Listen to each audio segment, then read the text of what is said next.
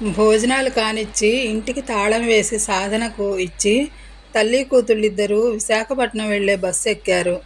ఇంటికి వచ్చాక కూతురు ఎవరితోనూ మాట్లాడకుండా ఏవో ఊహల్లో తేలిపోతూ తనలో తనే నవ్వుకోవటం చూసి పరాంకుశం విస్తుపోయాడు. 2 నెలల తర్వాత ఇంటికి వచ్చిన అక్కని చూడటంతోనే శ్రీకాంత్ ఎంతో ఆశగా అక్కా అంటూ దగ్గరకు వెళ్ళి ఏవేవో కబుర్లు చెప్పబోతే అతన్ని ఆత్మీయంగా దగ్గరకు తీసుకోవటం కానీ మాట్లాడటం కానీ చేయలేదు అపురూప. ఏదో పొడి పొడిగా పలకరించిందంతే. అక్క ధోరణి చూసి చిన్నబుచ్చుకుని వెళ్ళిపోయాడు శ్రీకాంత్. గతంలో చదువంటే ఎంతో శ్రద్ధ చూపించే అపురూప ఆ ఊసే ఎత్తలేదు. ఆమె తీరు చూశాక సినిమాల్లో నటించవద్దని తాము చెప్పినా కూతురు వినిపించుకోదని పరాంకుశానికి శ్రీలక్ష్మికి అర్థమైపోయింది. వారం రోజులు అలాగే భారంగా గడిచిపోయాయి. అపురూప షూటింగ్ ముగించుకుని ఇంటికి వచ్చిందని తెలిసిన ఆమె స్నేహితులంతా చూసేందుకు వచ్చారు. దాదాపు 2 సంవత్సరాల నుండి కలిసి చదువుకుంటున్నా అప్పుడు లేని ప్రత్యేకత ఏదో ఇప్పుడు అపురూపలో కనిపించింది వాళ్లకు. దేవలోకం నుండి దిగివచ్చినట్లుగా ఆమెను ఎంతో ఆరాధనగా చూశారు. తన స్నేహితురాళ్ళు తనని అలా ప్రత్యేకంగా చూడటం అపురూపకు కూడా ఎంతో నచ్చింది. సంతోషంతో ఉప్పొంగిపోతూ వాళ్లతో సరదాగా మాట్లాడింది. వాళ్ళు అడిగిన ప్రతి ప్రశ్నకు ఓపిగ్గా సమాధానాలను చెప్పింది. మేము హైదరాబాద్ వస్తే సినిమా స్టూడియోలు షూటింగ్లు చూపిస్తావా అని అడిగితే తప్పకుండా చూపిస్తానని వాగ్దానం కూడా చేసింది. కూతురు ఇంటికి వచ్చి వారం రోజులైనా సరే ఒక్కనాడు ఎవరితోనూ నవ్వుతూ మాట్లాడగా చూడలేదు శ్రీలక్ష్మి. అలా మూగనోము పట్టిందానిలా ఉండిపోయింది. ఇప్పుడు మాత్రం తన స్నేహితురాళ్లతో నవ్వుతూ తుళ్ళుతూ మాట్లాడటమేగాక సినిమా విశేషాలు చెప్పడం చూసి బాధగా నవ్వుకుంది. నిజానికి అపురూప కావాలనే అలా ఉండిపోయింది. సినిమాలో నటించాలనే తన కోరికను వ్యతిరేకిస్తున్న తల్లిదండ్రులు ఏదో విధంగా నచ్చజెప్పి తనను హైదరాబాద్ వెళ్లకుండా చేస్తారనే ఉద్దేశంతో అలా ఉండిపోయింది. తను బాధపడితే చూడలేక ఏదో విధంగా తల్లిదండ్రులే రాజీకి వచ్చి తనను పంపిస్తారనే ఆశ ఆమెకు. మరో వారం తర్వాత అపురూప నటించిన సినిమా రిలీజ్ కాబోతున్నదని తెలిసి అందరం కలిసి సినిమా చూద్దామని అడిగారామెను. సరేనన్నది అపురూప. మామూలుగా టికెట్లు దొరకవని రాకేష్కు ఫోన్ చేసి తన స్నేహితురాళ్లంతా ఆ సినిమా చూడాలని ఆశపడుతున్నారని, ఇక్కడ చూస్తే అన్ని టికెట్స్ అడ్వాన్స్ బుకింగ్ అయిపోయాయని సినిమా హాల్ వాళ్ళతో మాట్లాడి ఎలాగైనా సరే తమకు టిక్కెట్లు అరేంజ్ చేయమని కోరింది.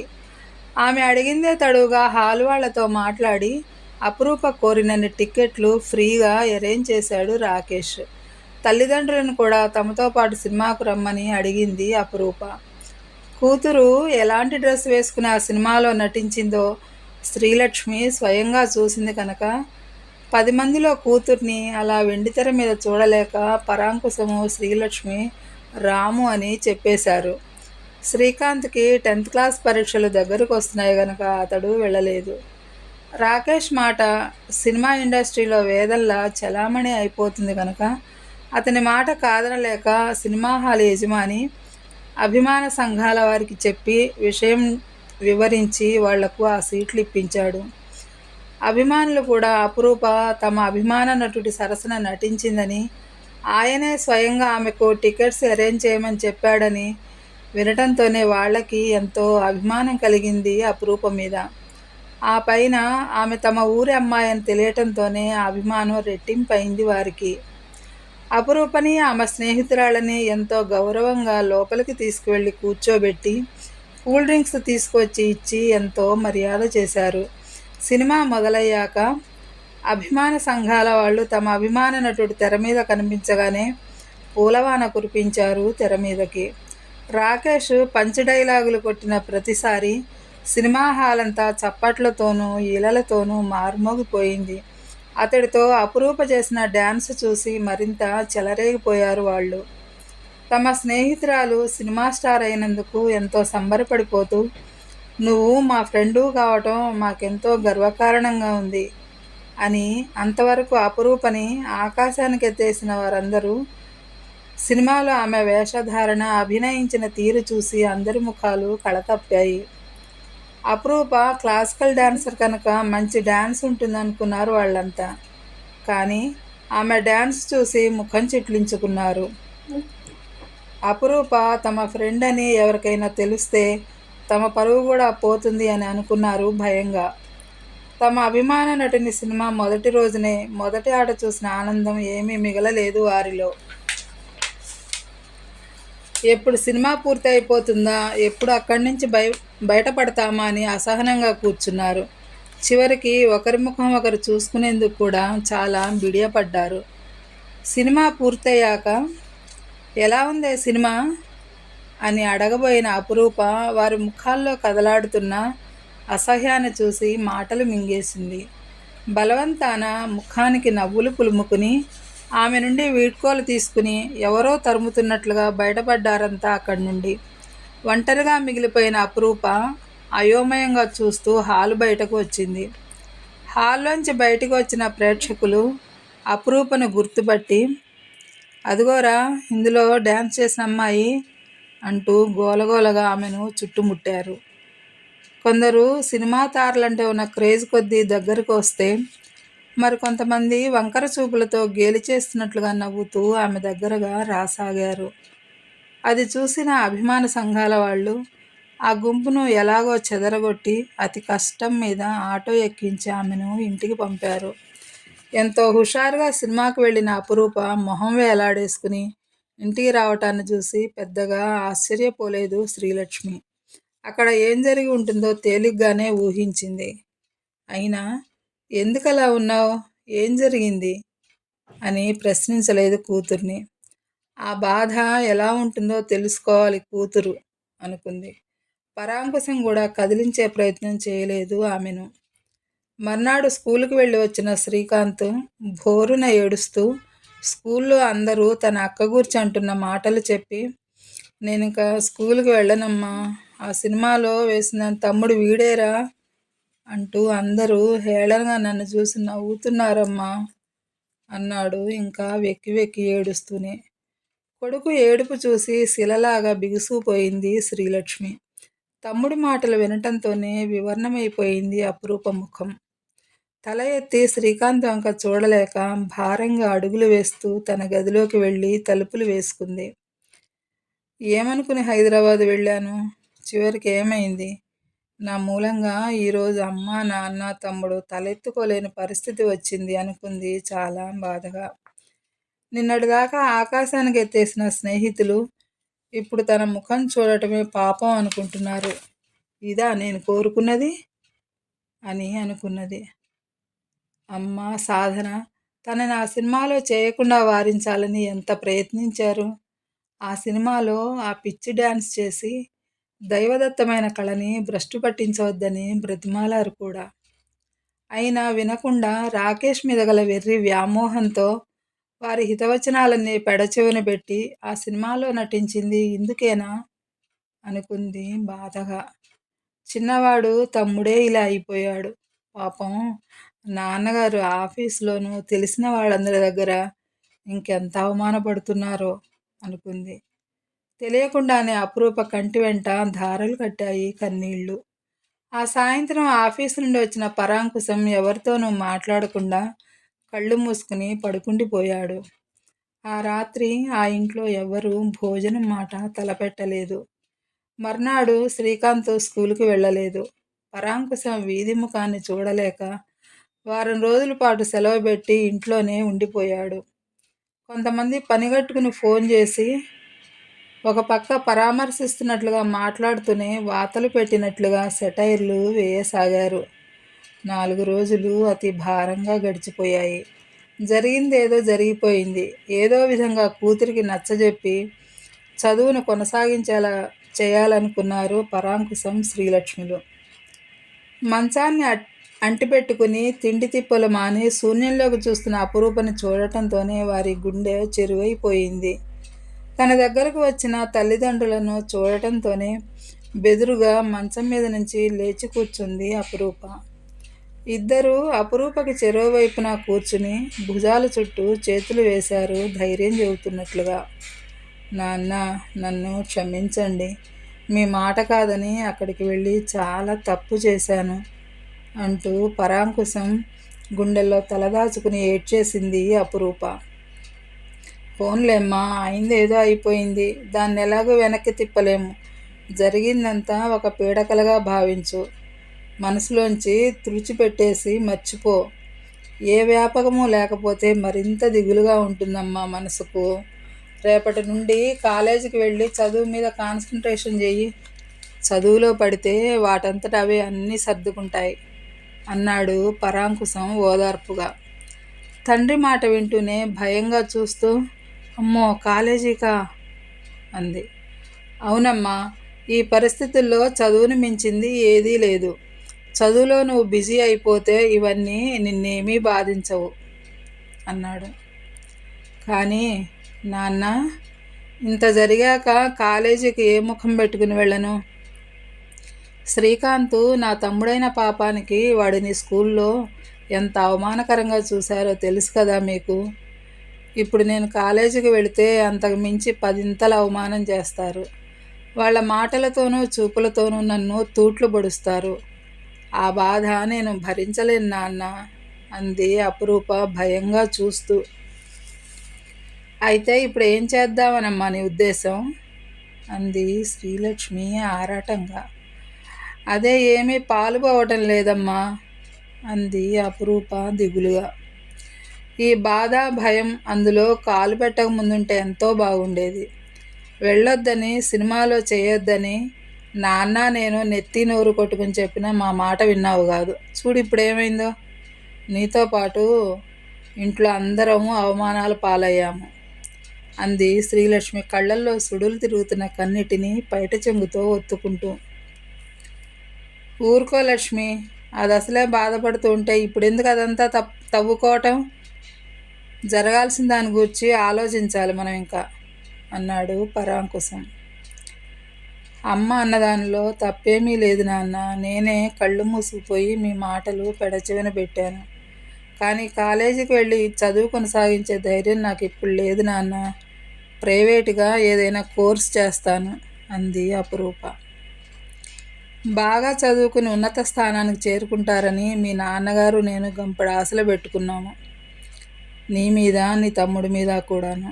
ఒక్క అనాలోచితమైన నిర్ణయంతో అంతా ఎలా తారుమారైందో చూసావా అంది శ్రీలక్ష్మి ఎంతో బాధని అదిమి పెడుతూ. అదంతా వదిలేయమని చెప్పాను కదా లక్ష్మి, ఎందుకు పదే పదే తవ్వుతావు? సరేలేమ్మా, ఏదో ఒకటి చేద్దాంలే అంటూ పరాంకుశం అక్కడి నుండి లేచాడు. తల్లిదండ్రులు ఇద్దరు అక్కడి నుండి వెళ్ళిపోయాక తిరిగి మంచం మీద వాలిపోయి దిండిలో ముఖం దాచుకుని కుమిలి కుమిలి ఏడవసాగింది అపురూప. ఇంతలో సెల్ ఫోన్ రింగ్ అవటంతో ఫోన్ చేసింది ఎవరో చూడకుండానే టాక్ బటన్ నొక్కి హలో అంది అపురూప. ఫోన్లో రాకేష్ గొంతు వింటూనే నిటారుగా లేచి కూర్చుని చెప్పండి సార్ అంది. బరువుగా ఉన్న అపురూప గొంతు వింటూనే రూపా, ఆర్ యు ఆల్ రైట్ అని అడిగాడు రాకేష్ ఆతృతగా. బాగానే ఉన్నాను చెప్పండి అంది నిర్లిప్తంగా అపురూప. ఆమె గొంతులో బాధ, నిరాశ చాలా స్పష్టంగా వినిపించింది రాకేష్కి. అయినా దాన్ని ఏమాత్రం పట్టించుకోకుండా, రూపా, మన సినిమా అన్ని కేంద్రాల్లోనూ బంపర్ కలెక్షన్తో ఆడుతోందని రిపోర్ట్లు వస్తున్నాయి. సినిమా చాలా బాగుందని టాక్ వచ్చింది. నీ ఫ్రెండ్స్ని సినిమాకి తీసుకెళ్ళావు కదా, ఏమన్నారు వాళ్ళు? అసలు ఈ సంగతి నువ్వే నాకు ఫోన్ చేసి చెబుతావని ఈ రోజు వరకు ఎదురు చూశాను నేను. చివరికి ఆగలేక నేనే ఫోన్ చేస్తున్నాను. చెప్పు, ఎలా ఉందట అని అడిగాడు ఆత్రంగా. సినిమా గూర్చి వాళ్ళేమీ అనలేదు కానీ ఆ సినిమాలో నేను వేసుకున్న బట్టలు, చేసిన డ్యాన్స్ను చూసి అందరూ నన్ను అసహ్యించుకుంటున్నారు. చివరికి మా తమ్ముడు కూడా నన్ను చీదరించుకుంటున్నాడు అంటూ ఆ పైన గొంతుకేదో అడ్డుపడినట్లుగా మాట్లాడటం ఆపేసింది అపురూప. ఫోన్లో ఆమె ఏడుపు చాలా స్పష్టంగా వినిపించింది రాకేష్కి. దాంతో అక్కడేం జరిగి ఉంటుందో గ్రహించాడు. ఇలాంటప్పుడు తాను తీయబోయే కొత్త సినిమా గురించి చర్చించడం సరైంది కాదని అనుకున్నాడు. సరేలే రూపా, ఇప్పుడు నీ మూడు బాగున్నట్లేదు కానీ మరోసారి కాల్ చేస్తాలే అంటూ ఫోన్ పెట్టేశాడు. అభావంగా ఫోన్ వంక చూస్తూ నిస్తేజంగా మంచం మీద కూర్చుని అలా ఆలోచిస్తూ ఉండిపోయింది.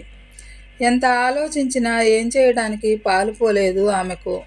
ఎవరితో మాట్లాడాలని కానీ ఏ పనైనా చేయాలని కానీ అనిపించకపోవటంతో అలా మంచం మీద పడుకుని శూన్యంలోకి చూస్తూ గడిపేయసాగింది. తిండి తిప్పలు మాని దిగులుతో కుమిలిపోతున్న కూతుర్ని చూస్తున్న కొద్దీ శ్రీలక్ష్మి గుండె చెరువైపోతోంది. బ్రతిమాలి బామాలి 4 ముద్దలు తినిపించడం గగనమైపోతోంది ఆమెకు. ఎప్పటికైనా జనాలను ఎదుర్కోక తప్పదని పరాంకుశం ఆఫీసుకు బయలుదేరాడు. అతను పెట్టిన సెలవు అయిపోయింది కూడా.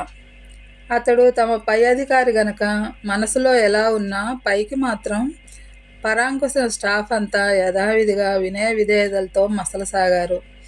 తల్లిదండ్రుల బలవంతం మీద తప్పదన్నట్లుగా స్కూలుకి వెళ్ళి రాసాగాడు శ్రీకాంత్.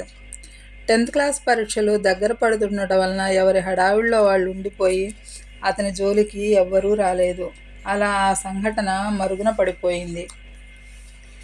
గాయం తగిలిన వెంటనే కొంచెం తీవ్రంగానే ఉంటుంది బాధ. రోజులు గడిచే కొద్దీ అది కొంచెం తగ్గుముఖం పడుతుంది. కానీ శ్రీకాంత్కి మాత్రం ఆ అవమాన భారం రోజు రోజుకు సెలయిస్తూనే ఉంది. అపురూప వైపు చూసేందుకు కానీ మాట్లాడేందుకు కానీ అతడికి మనస్కరించడం లేదు. ఒకవేళ పొరపాటున ఎదురైన ముఖం తిప్పేసుకుంటున్నాడు చీత్కరించుకుంటున్నట్లుగా. ఆ వారం రోజుల్లోనూ రాకేష్ 4-5 సార్లు అపురూపకు ఫోన్ చేశాడు. హైదరాబాద్ ఎప్పుడొస్తున్నావు అని. తాను తీయబోయే సినిమాలో ఆమెనే మెయిన్ హీరోయిన్గా అనుకుంటున్నట్లుగా కూడా చెప్పాడు.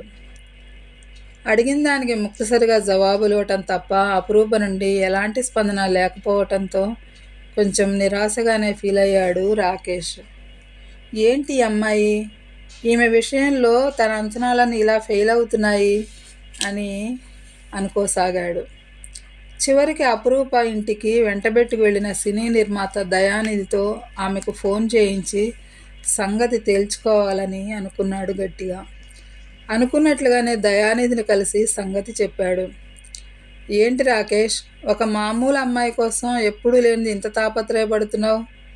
తను కాకపోతే మరొకరు, దేశం ఏమీ గొడ్డుపోలేదు కదా. కో అంటే 1 కోటి మంది ఉత్తరాది నుండి దక్షిణాది నుండి పరుగులు తీస్తూ వచ్చి క్యూ కడతారు అన్నాడు దయానిధి ఆశ్చర్యంగా. నీకు తెలియదు దయానిధి, ఎందరు పరుగులు పెడుతూ వచ్చినా అపురూప సాటి కాలేరు. అంత అందమైన అమ్మాయిని ఈ మధ్యకాలంలో నేనెక్కడా చూడలేదు. అందానికి తగిన అభినయం ఆమె సొంతమనే విషయాన్ని విశాఖపట్నంలో జరిగిన డ్యాన్స్ కాంపిటీషన్లో ఆమెను చూసినప్పుడే గ్రహించా. కాకపోతే నేను చేసిన తప్పేంటంటే తనని త్వరగా ఫీల్డ్కు రప్పించాలనే ఆతృతతో నా సినిమాలో అందరూ బుక్ అయిపోగా మిగిలిపోయి ఉన్న ఆ చీఫ్ క్యారెక్టర్ని ఆమెకిచ్చాను. దానివలన పాపం తను ఇంటా బయట అవమానాలని ఎదుర్కొంటోంది. తను కానీ ఫుల్ ఫ్లెడ్జ్డ్ హీరోయిన్గా మన సినిమాలో చేస్తే కాసుల వర్షం కురుస్తుంది తెలుసా అన్నాడు రాకేష్ వ్యాపార ధోరణిలో. ఆ మాటలు విని కొంచెం ఆలోచనలో పడ్డాడు దయానిధి. అలాగే తన మనసులోని సందేహాలను బయటపెట్టాడు. నువ్వు ఆ అమ్మాయికి అంత కితాబునిచ్చావంటే తప్పకుండా తనలో ఏదో ప్రత్యేకత ఉండే ఉంటుంది. ఏ మాటకు ఆ మాటే చెప్పుకోవాలి. నిజంగా తాను చాలా అందమైందే, అందులో ఎలాంటి సందేహము లేదు. మొదట నీ మాట కాదనలేక ఆ రోజు వాళ్ళ ఇంటికి వచ్చాను. నువ్వు చెప్పినట్లుగా తను అందంగానే ఉన్నా కొత్త అమ్మాయితో ప్రయోగం చేస్తే నా ఫ్యూచర్ ఏమవుతుందోనని కొంచెం బెంగపడ్డాను కూడా. నీకు తెలుసు కదా, నాకు సంగీతము నాట్యం అంటే ప్రాణం అని. తను డాన్సర్ అనగానే కొంచెం టెంప్ట్ అయ్యాను ఒక ప్రయత్నం చేద్దామని. ఇన్నాళ్ళు నా అభిరుచులకు తగ్గట్టు పెద్ద పరుగులు తీయకుండా, అటు మరీ పెద్దవారిని కాకుండా ఇటు మరీ చిన్నవాళ్ళని కాకుండా మధ్యస్థంగా ఉన్న నటులను పెట్టి నా లెవెల్కి తగినట్లుగా సినిమాలు తీస్తూ ఎంతో కొంత సక్సెస్ని సాధించాను కూడా. నీ మాట కాదనలేక వచ్చానే కానీ ఎందుకు వచ్చిన రిస్క్ అని లోపల బెదురుతూనే ఉన్నా. అయితే వాళ్ళు మనమిచ్చిన ఆఫర్కి ఎగిరి గంతేయకుండా ఆలోచించుకుని చెప్తామనగానే మనసులోనే పోన్లే బెడద వదిలిపోయింది. వీళ్ళు మళ్ళీ తిరిగి రాకుండా ఉంటే బాగుండునని కూడా అనుకున్నాను. ఇన్నాళ్ళు వాళ్ళ నుండి ఏ కబురు రాలేదు కనుక ఆ ప్రసక్తి వదిలేశాను. అని కొంచెం సేపు ఆగి, సరే నువ్వంతగా చెబుతున్నావు గనక నేను కూడా ఒక ప్రయత్నం చేస్తాను అన్నాడు దయానిధి ఫోన్ అందుకుంటూ. ఇదిగో చెయ్యి ఫోన్ నెంబరు అంటూ చిన్న స్లిప్ మీద నెంబర్ వేసి ఇచ్చాడు రాకేష్. దయానిధి అపురూప నెంబర్కి డయల్ చేశాడు. ఫోన్ రింగ్ అవటంతోనే డిస్ప్లేలో కొత్త నెంబర్ కనిపించడం చూసి టాక్ బటన్ నొక్కి, హలో ఎవరండి అని అడిగింది అపురూప. అమ్మా నమస్కారం అమ్మా, నేను ప్రొడ్యూసర్ దయానిధిని మాట్లాడుతున్నాను. ఆ రోజు రాకేష్ గారితో కలిసి మీ ఇంటికి వచ్చాను కదమ్మా అన్నాడు దయానిధి గుర్తు చేస్తున్నట్లుగా. అవునవును గుర్తుకొచ్చింది. చెప్పండి సార్, ఎందుకు ఫోన్ చేశారు అని అడిగింది అపురూప అనాసక్తంగా. ఆమె గొంతులో ఎలాంటి ఉత్సాహము కనిపించకపోవటం గమనించి కొంచెం నిరుత్సాహంగా రాకేష్ వంక చూశాడు దయానిధి. అతను మైక్ ఆన్ చేయటం వలన అపురూప మాటలు రాకేష్కి స్పష్టంగానే వినిపిస్తున్నాయి. అందుకే మాట్లాడటం కొనసాగించమని సైగ చేశాడు. ఏం లేదమ్మా, ఆ రోజు నేను చేసిన ప్రపోజల్ గూర్చి ఇంతవరకు మీరేమీ సమాధానం చెప్పలేదు. మీ దగ్గర నుండి వచ్చే ఆన్సర్ కోసం నేను ఫోన్ చేస్తున్నాను. దాన్ని బట్టే పిక్చర్ మొదలుపెట్టే డేటు ముహూర్తం అన్నీ ప్లాన్ చేసుకోవాలి కదమ్మా. మాకు చాలా పనులుంటాయి కదమ్మా. ఇంతకీ మీరు హైదరాబాద్ ఎప్పుడొస్తున్నారు అని అడిగాడు దయానిధి. ఇప్పుడప్పుడే అక్కడికి వచ్చే ఆలోచన ఏదీ లేదండి. మీరు మరొకరిని ఎవరినైనా తీసుకోండి. సారీ అండి, మీకు వెంటనే జవాబు చెప్పకుండా విసిగించాను అంది అపురూప నొచ్చుకుంటున్నట్లుగా. మళ్ళీ ఏం చేయనన్నట్లు రాకేష్ వంక చూశాడు దయానిధి. కంటిన్యూ చేయమన్నట్లుగా సైగ చేశాడు అతను. అది కాదమ్మా, మీరైతేనే మా పిక్చర్లోని క్యారెక్టర్కి బాగా సూట్ అవుతారని రాకేష్ గారితో సహా మేమందరము అనుకుంటున్నాం. కథాపరంగా హీరోయిన్కి ఎంతో ప్రాధాన్యత ఉన్న పాత్రమ్మ మీది. కథ విన్న సినీ ప్రముఖులందరూ ఈ సినిమా సిల్వర్ జూబ్లీ చేసుకోవడం ఖాయం అంటున్నారు. అవన్నీ ఎందుకు, మీరు ఇక్కడికి ఒక్కసారి వచ్చి కథ వింటే అంతా అర్థమవుతుంది మీకు అన్నాడు దయానిధి ఊరిస్తున్నట్లుగా. అతడు చెప్పింది వింటూనే కొంచెం ఆలోచనలో పడింది అపురూప.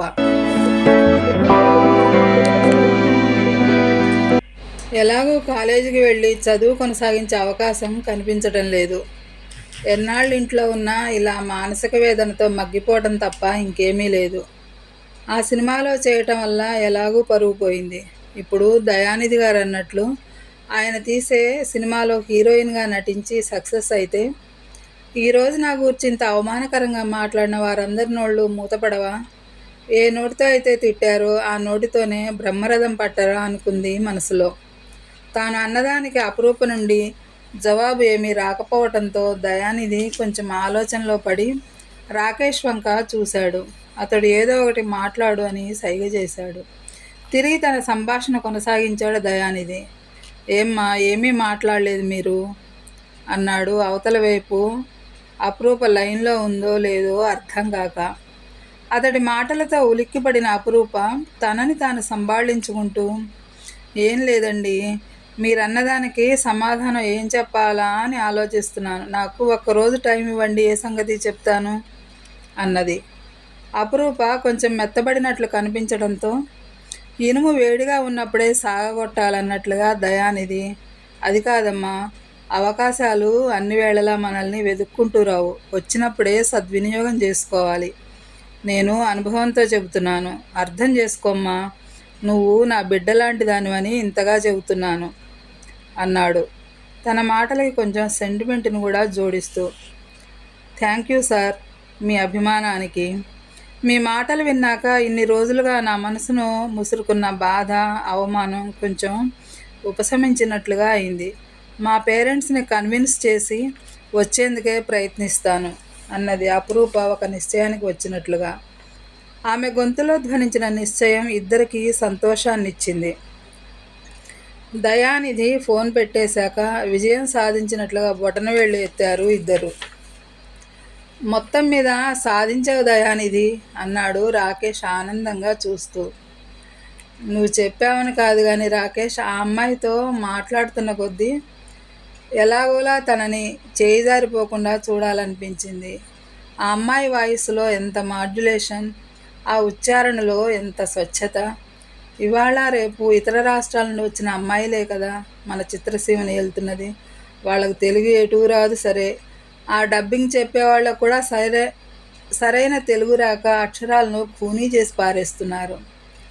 పెళ్ళి అనే పదానికి పెళ్ళి అంటారు, కళ్ళు అనటానికి బదులు కళ్ళు అంటారు.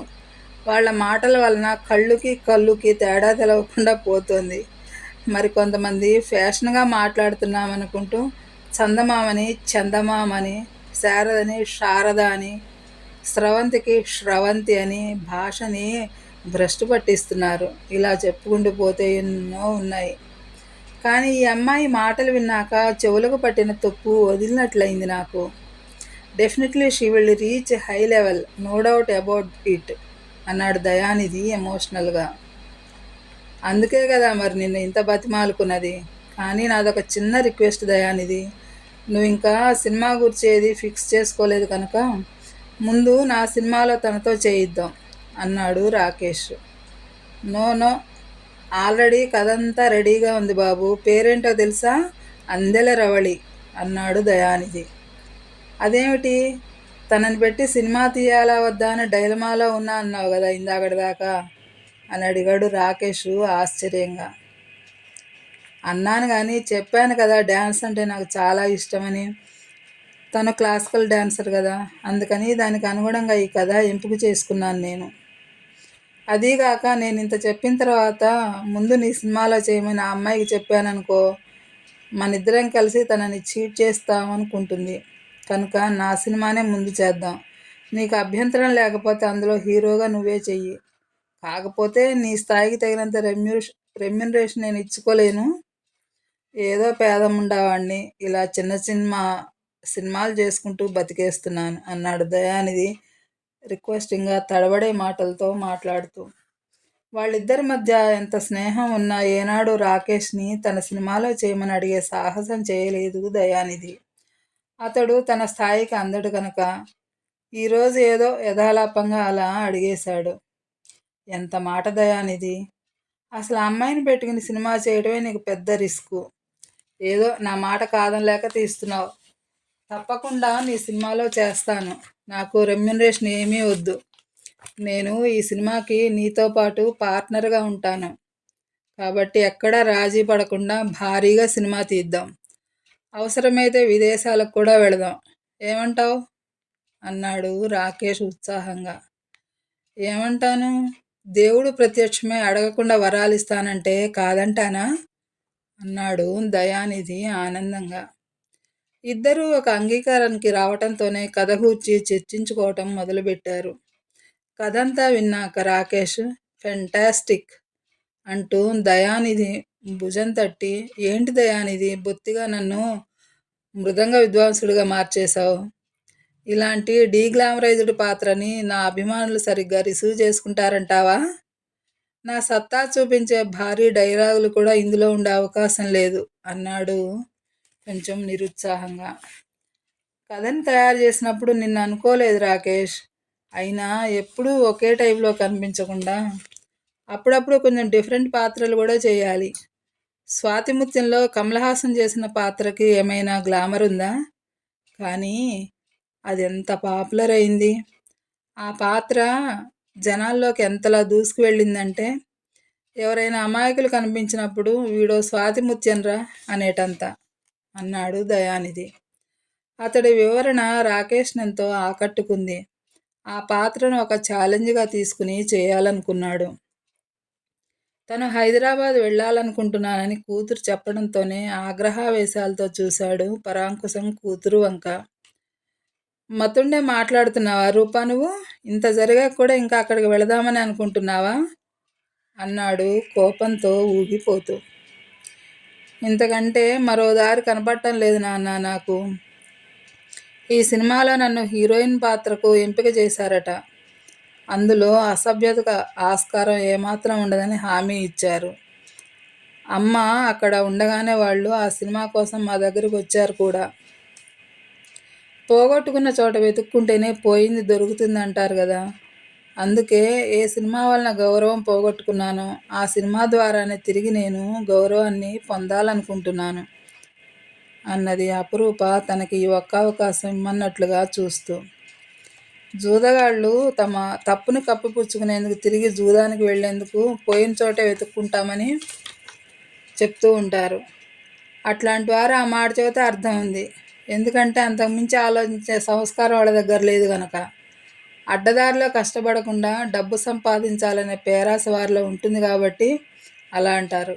కానీ చదువు సంస్కారం అన్నీ ఉన్న నువ్వు ఇలా ఆలోచిస్తావని, ఈ రకంగా మాట్లాడతావని కల్లో కూడా అనుకోలేదు రూపా నేను. నువ్వు ఇలా మాట్లాడటానికి కారణం నీ తెలివి తక్కువ అనుకోనా, లేక మా పెంపకం లోపం అని అనుకోనా చెప్పు. తప్పులందరూ చేస్తారు రూపా, కానీ తన తప్పు తెలుసుకుని సరిదిద్దుకునేవాడు ఎంతో ఉత్తముడు. చేస్తున్నది తప్పని తెలిసి కూడా చేసిన తప్పునే మళ్ళీ మళ్ళీ చేసేవాడు అధమాధముడు. ఈ రెండింటిలో ఏది కావాలనుకుంటున్నావో నువ్వే తేల్చుకో. నాకు కానీ మీ అమ్మకు కానీ నువ్వు సినిమాలో నటించడం ఏమాత్రం ఇష్టం లేదు. కాదు కూడదు వెళ్తానంటావా, నీ ఇష్టం. నిన్ను కట్టిపడేసేందుకు నువ్వేమీ చిన్నపిల్లవు కాదు కదా అన్నాడు పరాంకుశం బాధ నిండిన గొంతుతో, కోపావేశంతో. శ్రీలక్ష్మి నోటమాట రానట్లుగా స్థాణువులా నిలిచి ఉండిపోయింది కొన్ని క్షణాలు. తండ్రి అంత చెప్పినా కూడా తన నిర్ణయంలో ఏ మార్పు లేనట్లుగా, క్షమించండి నాన్న, నేను వెళదామని అనుకుంటున్నాను అన్నది అపురూప. అంటే నువ్వు ఆల్రెడీ ఒక నిర్ణయం తీసుకుని జస్ట్ నాకు ఇన్ఫామ్ చేసావా రూపా అన్నాడు పరాంకుశం గాయపడినట్లుగా చూస్తూ. భర్త మాటలు వినటంతోనే పూనకం వచ్చిందానిలా ఊగిపోతే, ఓసి దౌర్భాగ్యురాలా, ఇంత చెప్పినా నీ మనసు మారలేదటే, కన్నవాళ్ళని ఉసురుపెట్టి ఏం సాధిద్దామనే అంటూ అపరూపని ఆ చెంప ఈ చెంప వాయించి పడేసింది శ్రీలక్ష్మి. తల్లి అన్ని దెబ్బలు కొడుతూ ఉన్నా కదలకుండా అలా నుంచుందే గాని దెబ్బల నుండి తప్పించుకునే ప్రయత్నం కొంచెం కూడా చేయలేదు అపరూప. ఏ లక్ష్మి, ఏమిటది, పిచ్చి పట్టిందా నీకు అంటూ కూతుర్ని భార్య చేతుల్లో నుండి విడిపించి, వెళ్ళు రూపా వెళ్ళు, నీకు వచ్చినట్లు నీకు నచ్చినట్లు చేసుకోపో అన్నాడు పరాంకుశం నిర్వికారంగా. నేను చేస్తున్నది తప్పని, ఇది మీకు బాధ కలిగిస్తుందని నాకు తెలుసు. కానీ నాకు ఇంతకంటే మరో దారి కనిపించక వెళుతున్నాను.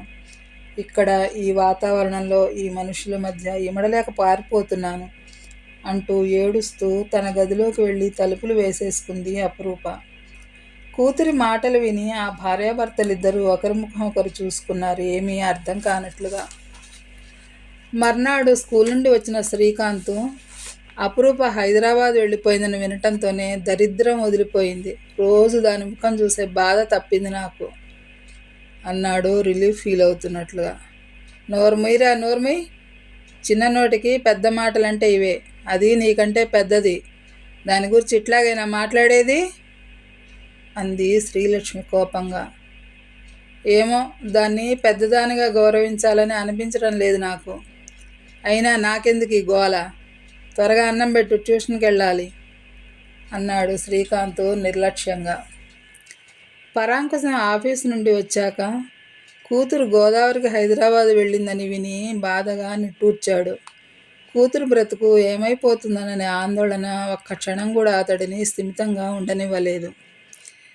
ఏది ఏమైనా రూప మా బిడ్డ, దాని క్షేమం కంటే మాకేం కావాలి అనుకున్నాడు. వెంటనే నెంబర్ వెతికి హైదరాబాద్లో ఉన్న సాధనకి ఫోన్ చేశాడు. అప్పుడే కాలేజీ నుంచి వచ్చి రిలాక్స్ అవుతున్న సాధన పరాంకుశ నుండి ఫోన్ రాగానే లిఫ్ట్ చేసి, హలో అంకుల్, ఎలా ఉన్నారు, రూప బాగుందా అని అడిగింది ఉత్సాహంగా. మేం బాగానే ఉన్నామమ్మా, రూప ఇప్పుడు గోదావరిలో బయలుదేరి అక్కడికి వస్తోంది. అమ్మా, నువ్వు నాకొక సహాయం చేయగలవా అని అడిగాడు పరాంకుశం సందేహపడుతున్నట్లుగా. అదేంటి అంకుల్ అలా అడుగుతున్నారు, నేను కూడా మీ రూపలాంటి దాన్నే కదా. ఈ మాట మీరే అన్నారు ఎన్నోసార్లు మీ నోటితోటే. నా దగ్గర మొహమాటం ఎందుకు చెప్పండి అంకుల్, ఏం చేయాలో చెప్పండి, చేస్తాను అంది సాధన. ఏం లేదమ్మా, ఎంత చెప్పినా వినిపించుకోకుండా రూప హైదరాబాద్ వస్తుంది. వెంట మీ ఆంటీని కూడా పంపుదామంటే శ్రీకాంత్కి 10th క్లాస్ పరీక్షలు దగ్గరికి వస్తున్నాయి. వాడి పరీక్షలు వచ్చే నెల 5వ తారీఖుతో అయిపోతాయి. అంతవరకు నువ్వు కొంచెం రూపతో ఉండగలవా అమ్మా? నీకు అక్కడ నుండి నీ కాలేజీ చాలా దూరం అని తెలుసు. కానీ ఏదో విధంగా నా కోసం కొంచెం అడ్జస్ట్ చేసుకోగలవా తల్లి? అన్నాడు దీనంగా. అతడి గొంతులో ధ్వనించిన దైన్యం సాధనకు కంట్లో నీరు తెప్పించింది. అదేంటి అంకుల్ అలా అంటారు? రూప మీ కూతురైతే అది నా ప్రాణ స్నేహితురాలు. దాని శ్రేయస్సు కంటే మీకు కానీ నాకు కానీ ఏం కావాలి? అదీగాక మా పోర్షన్ అంతా కంప్లీట్ అయిపోయింది. నాకు అటెండెన్స్ ప్రాబ్లం కూడా ఏమీ లేదు. సరిపడా ఉంది. రేపటి నుండి నేను హాస్టల్ రూమ్లో ఉండి చదువుకుందామని అనుకుంటున్నాను. ఆ చదువుకున్నదేదో రూప దగ్గరే ఉండి చదువుకుంటాను. కనుక రూప విషయాన్ని నాకు వదిలేసి మీరు నిశ్చింతగా ఉండండి అంకుల్ అంది సాధన ఆప్యాయంగా. సాధన మాటలు వినటంతోనే ఎంతో ధైర్యం వచ్చింది పరాంకుశానికి. వెంటనే భార్యను పిలిచి సాధనతో మాట్లాడిన విషయం చెప్పాడు. అది వినటంతోనే శ్రీలక్ష్మి కూడా కొంచెం నిశ్చింతగా అనిపించింది. స్టేషన్లో నుండి బయటకు వస్తున్న అపురూప ఎంట్రన్స్ దగ్గర ఉన్న సాధనను చూసి ఆశ్చర్యపోయింది. ఏమిటే ఇక్కడున్నావు? ఎవరైనా ఊరు నుండి వస్తున్నారా అని అడిగింది. ఎవరూ రావడం లేదు. నేను నీకోసమే వచ్చాను. అంకుల్ చెప్పారు నువ్వు ఇక్కడికి వస్తున్నావని అంది సాధన స్నేహపూర్వకంగా నవ్వుతూ. సాధన తన కోసం వచ్చిందని తెలవటంతోనే అపురూప మనసుకు కొంచెం ఊరటగా అనిపించింది. ఆ పైన తల్లిదండ్రుల మాట వినకుండా తాను ఇక్కడికి వచ్చేసిన ఇంకా తన క్షేమం కోసమే ఆరాటపడుతూ సాధనను స్టేషన్కు వచ్చేలా చేసినందుకు తల్లిదండ్రులకు మనసులోనే కృతజ్ఞతలు తెలుపుకుంది. ఇలాంటి అమృత హృదయులైన తల్లిదండ్రులను నేనెంత బాధపెడుతున్నాను అనుకుంది దిగులుగా. ఎక్కడికి వెళదాను రూపా? నా రూమ్కా లేక నీ ఫ్లాట్కా అని అడిగింది సాధన. నీకు పనేమీ లేకపోతే నా ఫ్లాట్కే వెళదాం. ఇంతకీ తాళం తెచ్చావా అని అడిగింది అపురూప. ఇదిగో తెచ్చాను అంటూ బ్యాగులోంచి తాళాలు తీసి చూపింది. ఇద్దరూ బండి మీద బయలుదేరారు. చెప్పవే రూపా, ఏంటి విశేషాలు అని అడిగింది సాధన. నా దగ్గర కొత్తగా ఏముంటాయే? ఏమీ లేవే బాబు, ఏమైనా ఉంటే నువ్వే చెప్పాలి అంది అపురూప. ఏముంది, ఎగ్జామ్స్ దగ్గర పడుతున్నాయి. కోర్స్ కంప్లీట్ చేసేశారు. అందుకని బుద్ధిగా రూమ్లో కూర్చుని చదువుకుందామని అనుకుంటున్నాను అంది సాధన చిన్నగా నవ్వుతూ. అయితే ఒక పని చేయకూడదా సాధన? ఆ చదువుకునేది నా దగ్గరకు వచ్చి చదువుకోకూడదు? కాస్త నాకు కూడా తోడుగా ఉన్నట్లుంటుంది అంది అపురూప బ్రతిమాలుతున్నట్లుగా. అలా అడుగుతున్న స్నేహితురాలను చూస్తే ఎంతో జాలేసింది సాధనకు. రూపకి సపోర్టుగా ఉండమని పరాంకుశం చెప్పిన దానికంటే అపురూప అడిగిన విధానం చూశాక ఆమె మనసు నీరైపోయింది. అయినా అదేమీ బయటపడకుండా జాగ్రత్త పడుతూ, ఓస్ దానికేం భాగ్యం, అలాగే చేద్దాం. అయితే ముందు నా రూమ్కి వెళ్ళి లగేజీ తీసుకుని వెళదాం అంటూ బండిని కూకట్పల్లి వైపు తిప్పింది. ఇద్దరూ కలిసి సాధన రూమ్కి వెళ్ళి లగేజ్ తీసుకుని వార్డెన్ యొక్క పర్మిషన్ అడిగి అపురూప ఫ్లాట్కి వెళ్ళారు. అక్కడికి వెళ్ళాక ఇల్లంతా దుమ్ము దులిపి అన్నీ సర్దుకునేసరికి మధ్యాహ్నం అయిపోయింది. ఇక ఆ పూటకి వంట చేసుకోలేక పార్సిల్ తెచ్చుకున్నారు. రిజర్వేషన్ కూడా లేకుండా ప్రయాణం చేయటం వల్ల రాత్రంతా నిద్రలేక కళ్ళు మూతలు పడుతుంటే భోజనం అయ్యాక నిద్రకి ఒరిగింది అపురూప. సాధన పుస్తకం తీసుకుని చదువుకోసాగింది. నిద్రపోయి లేచాక తాను హైదరాబాద్ వచ్చిన సంగతి రాకేష్కి దయానిధికి ఫోన్ చేసి చెప్పింది అపురూప. రాత్రి 8 గంటలవుతుండగా రాకేష్ దయానిధి వచ్చారు అక్కడికి. బాగా ఒడిలిపోయి నీరసించిపోయినట్లున్న అపురూపం చూడటంతోనే జాలేసింది ఇద్దరికి. కుశల ప్రశ్నలు అయ్యాక అసలు విషయానికి వచ్చాడు దయానిధి. సో మీరు మా సినిమాలో హీరోయిన్గా నటిస్తున్నారు అన్నాడు. అందుకేగా తాను ఇక్కడికి వచ్చింది, కొత్తగా అడుగుతావేంటి అన్నాడు రాకేష్ హాస్యంగా. ఇంతలో సాధన టీ చేసి కప్పుల్లో పోసి మరో ప్లేట్లో బిస్కెట్లు పెట్టి తీసుకొచ్చింది. సాధన వంక ప్రశ్నార్థకంగా చూస్తూ, ఈ అమ్మాయి అన్నాడు దయానిధి. నా ఫ్రెండ్ సాధనండి, ఇక్కడ బీటెక్ సెకండ్ ఇయర్ చదువుతోంది. మొన్నొచ్చినప్పుడు మీరు చూసే ఉంటారు అంది అపురూప. ఓ అవునమ్మా, మర్చిపోయాను, ఏదో పెద్దవాడిని కదా. సరే చెప్పమ్మా, ఏమంటావు అని అడిగాడు దయానిధి. నేను మీ సినిమాలో చేస్తాను సార్ అంది అపురూప. ఈ సినిమాలో హీరో ఎవరో తెలుసా? మన రాకేష్ గారే అన్నాడు దయానిధి ఎంతో హుషారుగా. నిజంగానా? అంది అపురూప ఆనందోద్వేగాలతో మైమరిచిపోతూ. అతనితో హీరోయిన్గా చేయటం అనే మాటే ఆమెకు ఎంతో ఆనందాన్నిచ్చింది. ఆనందంతో వెలిగిపోతున్న ఆమె ముఖం చూసి బ్యూటిఫుల్ ఎక్స్ప్రెషన్స్, వెన్నెల దీపంలో ఎలా మెరిసిపోతుందో. నేను ఈ అమ్మాయిని బుక్ చేయటం 100కి 100 పాళ్ళు సరైనదే అనుకున్నాడు దయానిధి మనసులో. సరే, స్టోరీ వినమ్మా. అవును, నువ్వు నాకంటే చాలా చిన్నదానివి కనుక నువ్వేమీ అనుకోనంటే ఏకవచనంతో కంటిన్యూ అయిపోతాను. అభ్యంతరం లేదు కదా అన్నాడు దయానిధి చనువుగా. ఎంత మాట బాబాయ్ గారు, నన్ను మీ బిడ్డలాంటి దాన్ని అన్నారు. అలాగే పిలవండి, అదే బాగుంటుంది కూడా నాకు అంది అపురూప తనే ముందుగా వరుస కలిపేస్తూ. ఆమె సమాధానం విని సంతృప్తిగా నవ్వుతూ కథ మొత్తాన్ని టూకీగా చెప్పాడు దయానిధి. ఆ కథ అపురూపకే కాదు, సాధనకు కూడా ఎంతో నచ్చింది. పోన్లే, పాపం రూప కోరుకున్నట్లుగా ఈ సినిమా హిట్ అయితే తిరిగి దాన్ని అందరూ గౌరవిస్తారనుకుంది. అపురూప ఆనందానికైతే అంతు లేకుండా పోయింది. శాస్త్రీయ నాట్యానికి ప్రాధాన్యత ఉన్న పాత్ర తనకు దొరకటం ఎంతో అదృష్టం అనుకుంది. అది కూడా తనకు ఎంతో ఇష్టమైన రాకేష్తో కలిసి నటించటం. ఆ పైన ఆ సినిమాను ఎంతో పేరెన్నికగన్న విశ్వతేజ గారు డైరెక్ట్ చేస్తున్నారని వినటంతోనే ఎగిరి గంతేసినంత పనిచేసింది అపురూప. తన ఆనందాన్ని ఏమాత్రం దాచుకోకుండా అంత మంచి అవకాశం తనకు ఇచ్చినందుకు దయానిధికి తన కృతజ్ఞతలను తెలియజేసింది. దయానిధి తెచ్చిన అగ్రిమెంట్ పేపర్ మీద సంతకం చేసింది అపురూప. వెంటనే అతడి బ్యాగులోంచి ₹1,00,000 తీసి అడ్వాన్స్గా ఇస్తూ తన సినిమాలో చేస్తున్నందుకు 20 లక్షలు ఇస్తున్నట్లుగా చెప్పాడు. అతడు చెప్పిన మొత్తం గురించి వింటూనే అపురూప సంభ్రమాశ్చర్యాలలో మునిగిపోయింది. కలలో కూడా ఊహించలేదు ఆమె అంత పెద్ద మొత్తాన్ని. సాధన పరిస్థితి కూడా ఇంచుమించు అలాగే ఉంది. రాకేష్ ఆమె వంక మురిపంగా చూస్తూ, ఈ మాత్రానికేనా రూప అంతగా ఎగ్జైట్ అయిపోతున్నావు? ఇప్పుడు ఫామ్లో ఉన్న తారలందరూ కోట్లకు కోట్లు రెమ్యునరేషన్ తీసుకుంటున్నారు. ముందు ముందు వారికంటే నువ్వు ఇంకా ఎక్కువ మొత్తాలు అందుకుంటావు చూడు అన్నాడు నవ్వుతూ. నిజమే సార్, నేను కలలో కూడా ఊహించలేనిది ఇది. మొన్నటి అనుభవం చూశాక అన్ని విధాలా ఎండ్ అయిపోయింది నా లైఫ్ అనుకున్నాను. కానీ ఈరోజు మీరు నాకు కొత్త జన్మనిచ్చారు. I never forget this day in my life అంది అపురూప ఇద్దరి వంక కృతజ్ఞతతో చూస్తూ.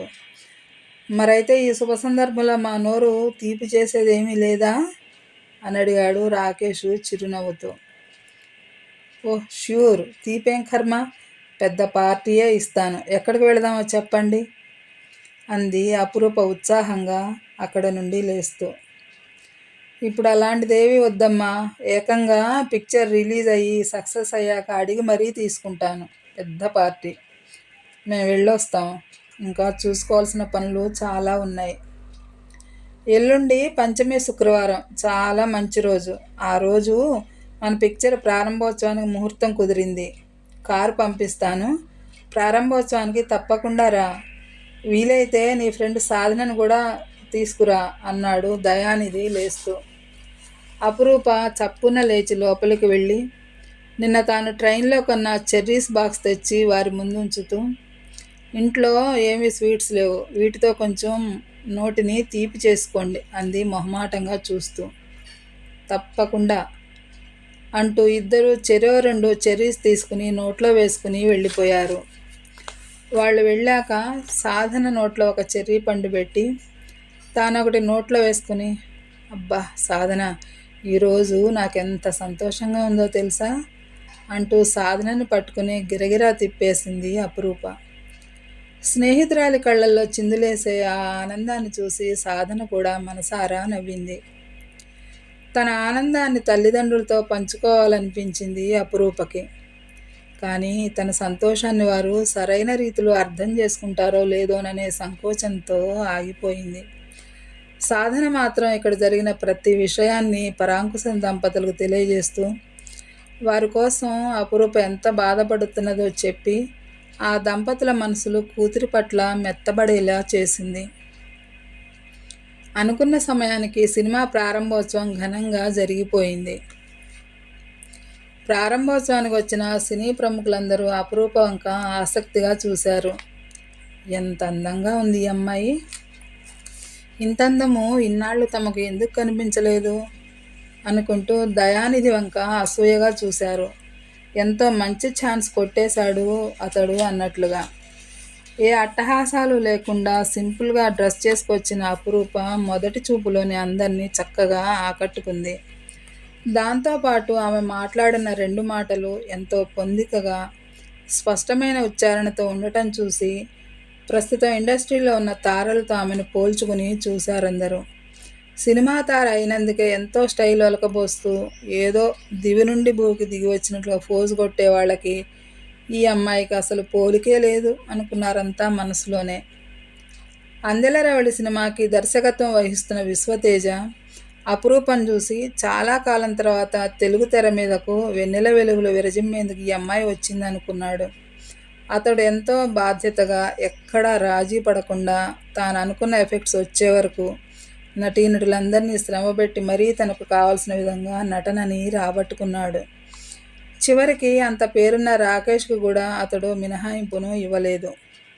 దానికోసం వాళ్ళు ఎన్ని టేకులు తిన్నా, ఎన్ని అడుగుల ఫిల్మ్ వృధా అయినా పట్టించుకోలేదు దయానిధి.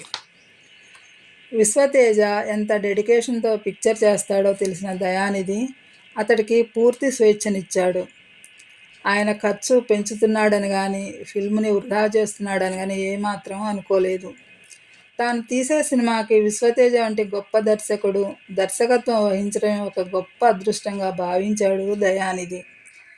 అపురూప నాట్యాన్ని చూసి ఎప్పటికప్పుడు ఆశ్చర్యపోయేవాడు విశ్వతేజ. ఆమె ముద్రలు పట్టడంలో కానీ, మెరుపు వేగంతో కదిలే పాదాల వడిలో ఆమె అభినయాన్ని, అందాన్ని కెమెరాలో బంధించడం సాధ్యమయ్యే పనేనా అని కూడా అనుకునేవాడు ఒక్కోసారి. వీలైనప్పుడల్లా అపురూపతో సాధన షూటింగ్లకు హాజరయ్యేది. ఇంచుమించు సినిమా షూటింగ్ అంతా స్టూడియోలోనూ, రామోజీ ఫిల్మ్ సిటీలోనూ జరగటం వల్ల అవుట్డోర్ షూటింగ్లకు అపురూప వేరే ఊరు వెళ్ళవలసిన అవసరం రాలేదు. 2 పాటలు, సినిమా క్లైమాక్స్ తప్ప సినిమా అంతా పూర్తయిపోయింది. సినిమా రషెస్ చూసిన సినీ ప్రముఖుల్లో కొందరు అపురూప నటనను చూసి ముచ్చటపడి ఆ సినిమా రిలీజ్ కాకుండానే తాము తీయబోయే సినిమాల్లో ఆమెను బుక్ చేసుకున్నారు. మరి కొంతమంది ఆ సినిమాను ప్రేక్షకులు ఎలా రిసీవ్ చేసుకుంటారో చూసి అప్పుడు ఆమెను బుక్ చేసుకోవచ్చులే అని ఆగినవారు కొందరు. శ్రీకాంత్ 10th క్లాస్ పరీక్షలు అయిపోయాయి. శ్రీలక్ష్మి హైదరాబాద్ బయలుదేరి వస్తున్నట్లుగా అపురూపకు ఫోన్ చేసింది. సాధన పరీక్షలు దగ్గర పడుతుండటంతో తన రూమ్కి వెళ్ళిపోయింది. స్టేషన్కి వెళ్ళి శ్రీలక్ష్మిని రిసీవ్ చేసుకుంది అపురూప. తల్లిని చూడడంతోనే అమ్మా అంటూ ఆనందోద్వేగాలతో కౌగిలించుకుంది. దూరంగా ఉన్న అనుక్షణం తన క్షేమం కోసం తపనపడే తల్లిదండ్రుల పట్ల మరింత మమకారం పెరిగింది అపురూపకి.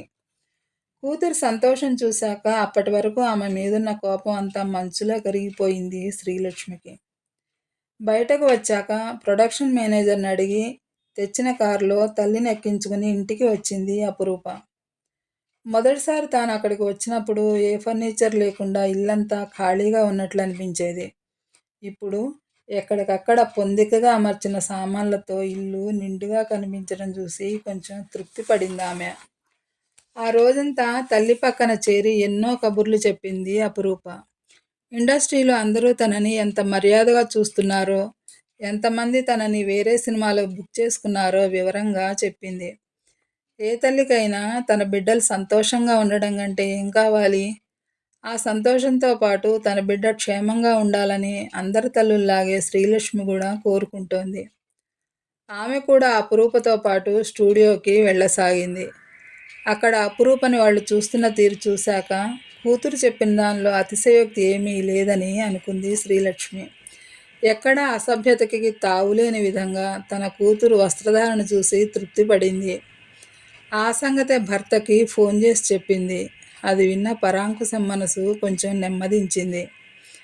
ఆ రాత్రి సినిమా కథ ఏమిటని అపురూపను అడిగింది శ్రీలక్ష్మి. కథ చెప్పడం ప్రారంభించింది అపురూప. కథానాయిక పేరు అపూర్వ. ఆ అమ్మాయికి చిన్నతనం నుండి నాట్యం అంటే ఎంతో ఇష్టం. కానీ ఆమె తండ్రి చిరుజీతగాడు కావటం వల్ల అతనికి వచ్చే ఆదాయం ఇంటి ఖర్చులకే బొటాబొటిగా సరిపోయేది. అలాంటి పరిస్థితిలో అపూర్వకి నాట్యం ఏం నేర్పించగలరు వారు? అదీగాక వారికి కొంచెం సనాతన భావాలు ఎక్కువ. అందువల్ల అపూర్వకి మనసులో ఎంత ఆశగా ఉన్నా నాట్యం నేర్చుకోలేకపోయింది. గవర్నమెంట్ స్కూల్లో 7వ తరగతి చదువుతున్న అపూర్వ స్కూల్ డే సందర్భంగా అందెల రవమిది పదములదా అంబరమంటిన హృదయముదా అమృతగానమిది అంటూ స్వర్ణకమలం సినిమాలోని పాటకి అద్భుతంగా నాట్యం చేసింది. ఆ కార్యక్రమానికి వచ్చిన వారంతా అపూర్వ నాట్యాన్ని చూసి ఎంతో మెచ్చుకున్నారు. ఆ స్కూల్ హెడ్ మాస్టరు చిదంబరం గారికి అపూర్వ నాట్యం చేస్తుందని తెలుసు కానీ ఇంత బాగా చేస్తుందని తెలవలేదు ఆయనకు. అపూర్వను దగ్గరికి పిలిచి అభినందిస్తూనే మంచి బహుమతి ఇచ్చి, ఎవరి దగ్గర నేర్చుకున్నావమ్మా నాట్యాన్ని అని అడిగారు ఆప్యాయంగా. దానికి అపూర్వ తాను ఎక్కడా నాట్యం నేర్చుకోవడం లేదని, టీవీలో వచ్చే డ్యాన్స్లను చూసి నేర్చుకున్నానని చెప్పింది. ఈ పాప ఎవరు నేర్పకుండానే ఇంత చక్కగా నాట్యం చేస్తుంది, గురుముఖంగా నేర్చుకుంటే ఇంకెంత బాగా చేస్తుందో అనుకున్నారు ఆయన. వెంటనే, ఎవరి దగ్గరైనా సరే నాట్యం నేర్చుకోలేకపోయావా అమ్మా అని అడిగారు. దానికి అపూర్వ, నాట్యం నేర్పించే ఆర్థిక స్తోమత మా అమ్మ నాన్నలకు లేదండి, దానికి తోడు నేర్పించేందుకు వాళ్ళకి ఇష్టం కూడా లేదండి అని చెప్పింది దిగులుగా చూస్తూ. ఆ మాటలు విని ఎంతో జాలిపడిన ఆయన అపూర్వ తల్లిదండ్రులకు నచ్చజెప్పి ఒప్పించేందుకు ఆమెతో పాటు వాళ్ళ ఇంటికి వెళ్ళారు. నాట్యం మీద ఏమాత్రం సదభిప్రాయం లేని ఆమె తల్లిదండ్రులు అతడు ఎంత చెప్పినా నాట్యం నేర్పించేందుకు అంగీకరించలేదు. అయినా పట్టు వదలలేదు ఆయన. మీ పాపకు మంచి లయజ్ఞానం ఉందండి, అది ఎవరూ నేర్పకుండానే భగవంతుడు ఆమెకు ప్రసాదించిన వరం, దాన్ని ఇలా వృధా పోనీయకండి. మీ పాపకు పైసా ఖర్చు కూడా లేకుండా నాట్యం నేర్పించే ఏర్పాటు నేను చేస్తాను. మీకు తెలిసే ఉంటుంది, ఎందరో నాట్యకారులు కళాకారులు కొత్త కొత్త రూపకాలను తయారు చేసి మన సంస్కృతి సాంప్రదాయాలను నాట్యరీతుల ద్వారా దేశ విదేశాల్లో అందరికీ అర్థమయ్యేలా చేస్తున్నారు. ఏమో ఈ పాప నాట్యం నేర్చుకుని ఏ ఉన్నత శిఖరాలను అధిరోహిస్తుందో ఎవరు చెప్పగలరు? గతంలో ఎవరో డబ్బున్న వారికి ఆసక్తి ఉన్న వారికి తప్ప సంగీత నాట్యాలు అందరికీ అందుబాటులో ఉండేవి కానే కావు. అసలు వాటి పట్ల జనాల్లో కొంచెం చిన్న చూపు కూడా ఉండటం వల్ల అంతటి గొప్ప కళలు కూడా మరుగున పడిపోయాయి. అలాంటి సమయంలో శంకరాభరణం, సాగర సంగమం, మయూరి వంటి సినిమాల వల్ల మరుగున పడిపోతున్న కళలకు పునరుజ్జీవనం వచ్చింది. సామాన్య ప్రజల్లో కూడా సంగీత నాట్యాల పట్ల బాగా ఆసక్తి పెరిగింది. ఫలితంగా ఈరోజు ఎక్కడ పడితే అక్కడ సంగీత నాట్యాలయాలు వెలిశాయి. కనుక నాట్యం నేర్చుకోవటం వల్ల మీకు కానీ మీ పాపకు కానీ గౌరవం ఏమీ తగ్గదు అని ఆయన ఎంతో నచ్చజెప్పిన మీదట అపూర్వకు నాట్యం నేర్పించేందుకు ఆమె తల్లిదండ్రులు అంగీకరించారు. ఆయన అక్కడితో తన బాధ్యత తీరిపోయిందని అనుకోకుండా అపూర్వను తీసుకుని తన ఓల్డ్ స్టూడెంట్ విమల దగ్గరకు వెళ్ళాడు. ఆమె నడుపుతున్న నాట్యాలయంలో అప్పటికే ఎందరో నాట్యం నేర్చుకుని పేరు ప్రఖ్యాతులు గడించారు. ఆ సిటీలో ఆ నాట్యాలయానికి మంచి పేరు, డిమాండ్ కూడా ఉన్నది. ఆయనని చూడంతోనే విమల ఆనందాశ్చర్యాలతో ఉక్కిరిబిక్కిరవుతూ, ఏంటి మాస్టారు ఇలా వచ్చారు అని అడిగింది. ఏం లేదమ్మా, ఈ పాప పేరు అపూర్వ, మన స్కూల్లోనే 7th క్లాస్ చదువుతోంది. తనకి నాట్యం అంటే చాలా ఇష్టం. కానీ వాళ్ళ తల్లిదండ్రులకు ఆర్థిక స్తోమత లేక నేర్పించలేకపోయారు. అందుకని నీ దగ్గరకు తీసుకొచ్చాను నేర్పిస్తామని అన్నాడు ఆయన.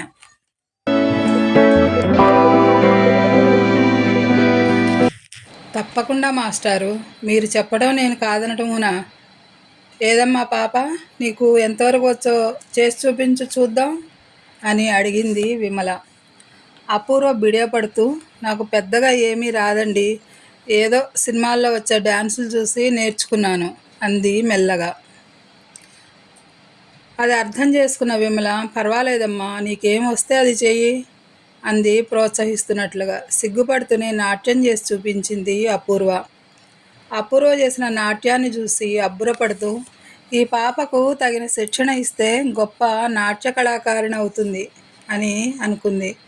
పాపకు నాట్యం నేర్పించేందుకు అంగీకరించింది విమల. అలా మొదలైంది అపూర్వ నాట్య శిక్షణ. చూస్తుండగానే 7 సంవత్సరాలు గడిచిపోయాయి. వటుడింతై అంతై అన్నట్లు ఎదిగి దేశ విదేశాల్లో ప్రోగ్రాంలు ఇచ్చే స్థాయికి చేరుకుంది అపూర్వ. ఆ తర్వాత అన్ని కథల్లో లాగే ఆమె అభివృద్ధిని చూసి ఓర్వలేక ఎక్కడి నుండో ఎండుటాకులా ఎగిరి వచ్చి, ఈనాడు నాట్యంలో మనల్నే మించిపోయింది అనుకుంటారు తోటి నాట్య కళాకారులు. ఆమెను అణగదొక్కేందుకు ఎన్నో ప్లాన్స్ వేస్తారు. హీరో ఒక మృదంగ విద్వాంసుడు. విమల గారి నాట్యాలయంలో నాట్యం నేర్చుకునే విద్యార్థులకు మృదంగం వాయిస్తూ ఉంటాడు. అతడు అపూర్వకు అండగా నిలిచి వారందరి ఎత్తులను చిత్తు చేసి ఆమెను విదేశాల్లో ప్రదర్శనలు ఇచ్చేలా చేస్తాడు. ఇలాంటి సంఘటనలన్నీ గతంలో మనం చాలా సినిమాల్లో చూసినవే. కాకపోతే విశ్వతేజ గారు ఆ సంఘటనలను మలచిన తీరు చాలా డిఫరెంట్గా అందరి మనసులను అలరిస్తాయి. ఉదయం ఆయన చిత్రీకరించిన సంఘటన నువ్వు చూసావు కదమ్మా, ఎంతో బాగుందని కూడా మెచ్చుకున్నావు. అలాంటి ఎన్నో సంఘటనల సమాహారమే ఈ అందెలరవళి సినిమా. సినిమా అంతా దాదాపు పూర్తయింది. చివరి 2 డ్యాన్సులు శాన్ ఫ్రాన్సిస్కోలోనూ చికాగోలోనూ చిత్రించాలని అనుకుంటున్నారు. అమ్మా, నాతో పాటు నువ్వు కూడా వస్తావా అక్కడికి అని అడిగింది అపురూప కథ చెప్పడం ముగించి తల్లి వంక ఆశగా చూస్తూ. ఆ మాట వింటూనే శ్రీలక్ష్మి సంభ్రమాశ్చర్యాలతో కూతురి వంక చూసింది. కేవలం డ్యాన్సుల చిత్రణ కోసం అమెరికా వెళుతున్నారా అంది. అవునమ్మా, ఆ అట్మాస్ఫియర్లో చేస్తే అక్కడ లొకేషన్సు, ఆ ప్రవాస భారతీయుల మధ్య ఆ సీన్స్ అన్నీ ఎంతో రెక్తిగడతాయని విశ్వతేజ గారి ఉద్దేశం. ఏమ్మా, వస్తావా నాతో అని అడిగింది అపురూప. మీ నాన్నగారు ఒప్పుకుంటే నాకేమీ అభ్యంతరం లేదు, మాట్లాడు నాన్నతో అంది. తండ్రితో మాట్లాడాలంటే కొంచెం జంకుగా అనిపించింది అపురూపకి. తాను హైదరాబాద్ వచ్చి 4 నెలలు పూర్తి కావస్తూ ఉన్నా ఇంతవరకు తండ్రితో మాట్లాడే సాహసం చేయలేకపోయింది ఆమె. తాను కాల్ చేస్తే మాత్రం తండ్రి తనతో మాట్లాడతాడా అనుకుంది సందేహంగా. కూతురి ఆలోచన గ్రహించినట్లుగా నవ్వుతూ, పర్వాలేదు మాట్లాడు రూపా, ఎన్నాళ్ళని ఇలా మాట్లాడకుండా ఉండిపోతావు? ఏదో కొంచెం కోపం వచ్చి తిడతారే అనుకో, నాన్నే కదా, ఆ మాత్రం తట్టుకోలేవా? ఏదేమైనా ఆయన కోరుకునేది నీ మంచినే కదమ్మా అంది శ్రీలక్ష్మి. తల్లి అలా భరోసా ఇవ్వడంతో పరాంకుశానికి ఫోన్ చేసింది అపురూప. అతడు ఏ చిటపటలు లేకుండానే ఫోన్ ఎత్తి, చెప్పమ్మా, ఎందుకు ఫోన్ చేశావు అని అడిగారు. అంతకుముందు ఏమీ జరగనట్లుగానే. తండ్రి గొంతులో వినిపించిన సౌమ్యత అపురూపకి ఎంతో ధైర్యాన్ని ఇచ్చింది.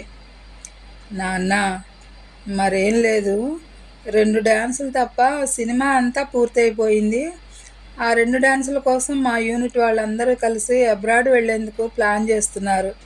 నాతో పాటు అమ్మను కూడా తీసుకెళ్ళనా నాన్న అని అడిగింది అపురూప అర్థిస్తున్నట్లుగా. సినిమా షూటింగ్ కోసం కూతురు విదేశాలు వెళుతోందని వినటంతోనే పరాంకుశానికి ఆశ్చర్యంతో పాటు ఆనందం కూడా కలిగింది.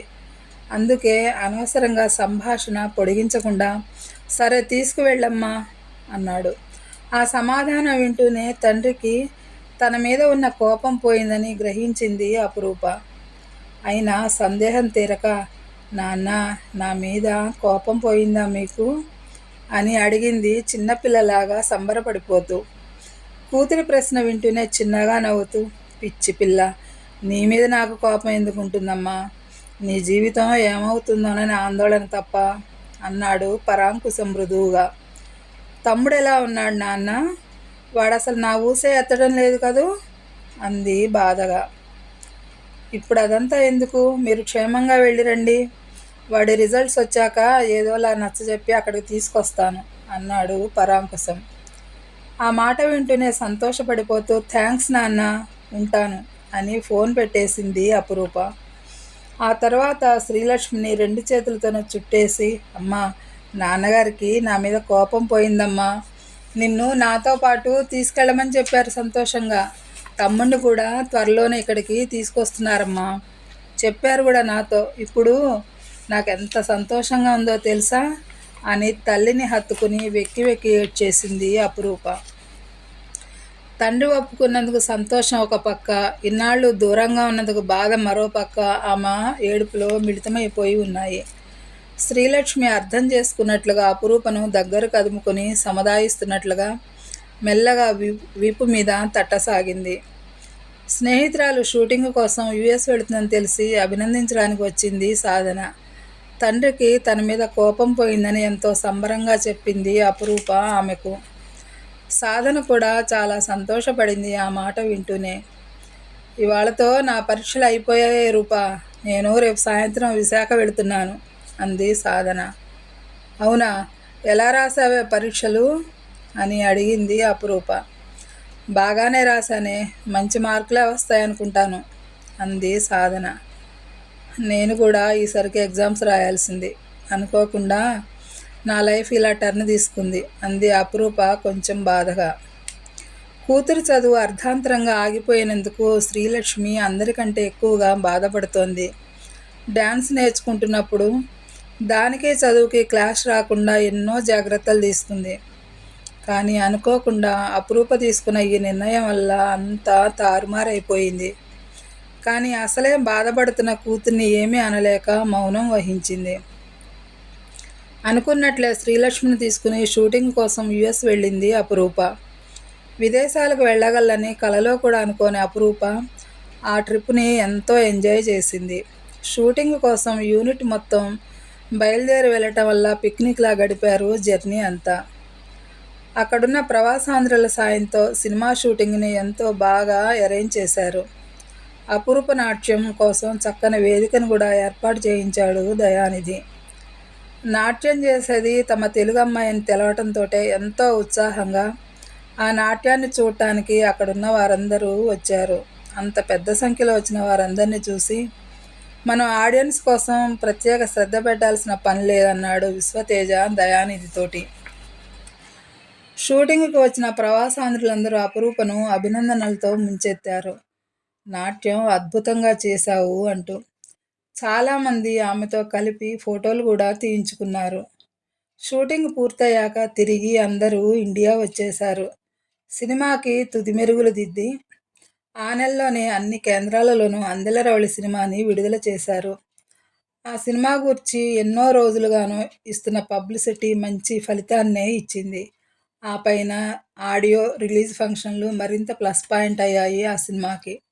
సినిమా రిలీజ్ అయిన అన్ని కేంద్రాలలోనూ హౌస్ఫుల్ కలెక్షన్లతో పోతోందని, బంపర్ హిట్ అయిందని రిపోర్ట్ వచ్చి చేరింది దయానిధికి.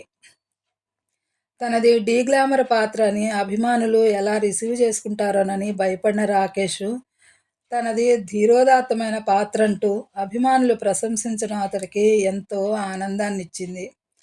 అందెలరవళిలో నటించిన రాకేష్కి అపురూపకి బ్రహ్మరథం పట్టారు అందరూ. అపురూప విశ్వతేజ గారింటికి వెళ్ళి పూలదండతో ఆయనను సత్కరించి పాదాభివందనం చేసింది. సార్, ఈ విజయం మీరు పెట్టిన భిక్ష. ఈ గొప్పదనం అంతా మీకే చెందుతుంది సార్.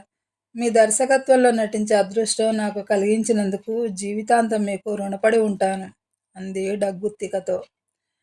నాదేముంది తల్లి, మీరంతా కలిసి బాగా నటించారు. సినిమా ఎప్పుడు వన్ మ్యాన్ షోలా ఉండకూడదనేది నా ఉద్దేశం. అందుకే నేను చేసే సినిమాల్లో ప్రతి పాత్రకు ఎంతో కొంత ప్రాధాన్యత ఉండేలా చూసుకుంటానమ్మా. ఆ పైన మీరంతా కలిసి చేసిన టీం వర్క్ ఈ సినిమాకి ప్రాణాధారమైంది. అంతేకాకుండా ఆ సినిమాకు పనిచేసిన కెమెరామెన్ ప్రవీణ్ పనితనం కూడా అద్భుతంగా ఉంది. అన్నీ అలా కలిసి రావటం వల్లే ఈ విజయం మన సొంతమైంది అన్నాడు విశ్వతేజ మృదువైన స్వరంతోటి.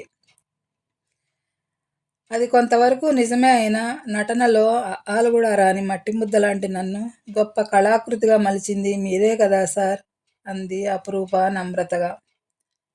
మంచిదమ్మా. కళ పట్ల నీకు గల అంకిత భావాన్ని చూస్తుంటే ముచ్చటేస్తోంది నాకు. దీన్ని జీవితాంతం నువ్వు విడిచిపెట్టకు. ఎంత ఎత్తుకు ఎదిగినా ఒదిగి ఉన్నప్పుడే రాణించి నలుగురి మన్ననలను పొందగలుగుతావు. ఈవేళ నువ్వు సాధించిన ఈ విజయం నీ ప్రయాణంలో ఒక మజిలీ లాంటిదే తప్ప ఇదే నీ గమ్యం కాదు. ఇంకా ఇంకా కృషి చేసి మరిన్ని విజయాలను సాధించి శిఖరాగ్రాన్ని చేరుకోవాలి. I wish you all success అన్నాడు విశ్వతేజ వాత్సల్యంగా అపురూప భుజం తట్టి. ఆ తరువాత దయానిధిని రాకేష్ని కలిసి వారికి కూడా తన కృతజ్ఞతలను తెలిపింది అపురూప. ఆ విజయాన్ని పురస్కరించుకుని అందెలరవళిలో నటించిన నటీనటులకు ఇతర టెక్నీషియన్స్ అందరికీ పెద్ద పార్టీనే ఇచ్చాడు దయానిధి. అందెలరవళితో పాటు మరో సినిమాలో నటిస్తూ బిజీగా ఉన్న రాకేష్ మనసులో ఎంత కోరిక ఉన్నా అపురూపను దగ్గర చేసుకునే ప్రయత్నం ఏదీ చేయలేకపోయాడు. దానికతడు బిజీగా ఉండటం ఒక కారణమైతే అపురూపతో పాటు ఆమె స్నేహితురాలు సాధన కానీ ఆమె తల్లి శ్రీలక్ష్మి కానీ ఉండటం మరో కారణమైంది.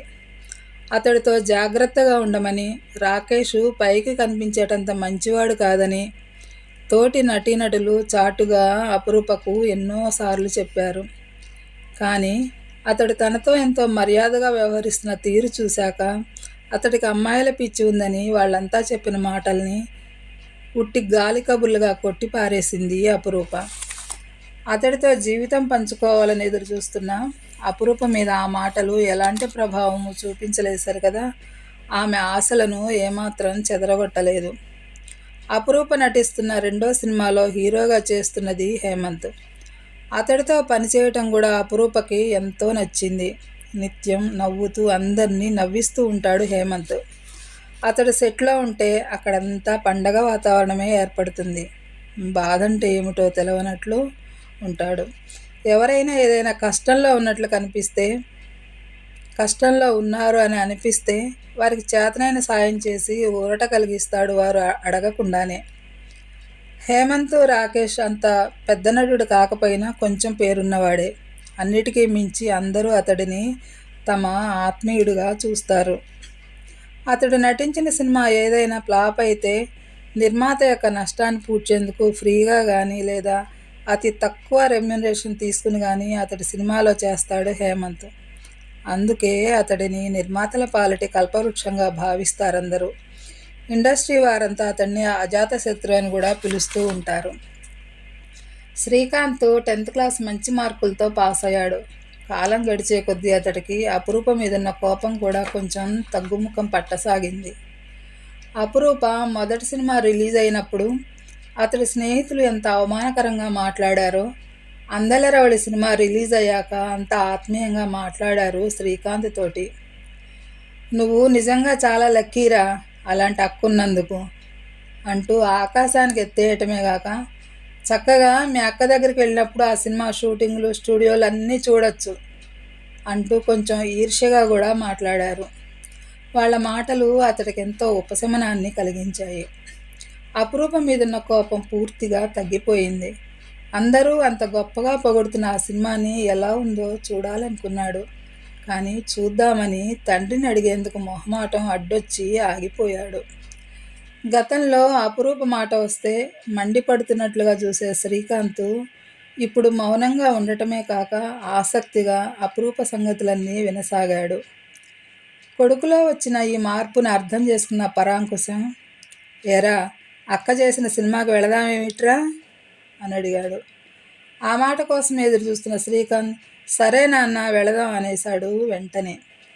మామూలుగా సినిమా టికెట్లు దొరక్క బ్లాక్లో కొని ఆ సినిమాకు వెళ్ళారు తండ్రి కొడుకులు ఇద్దరూను.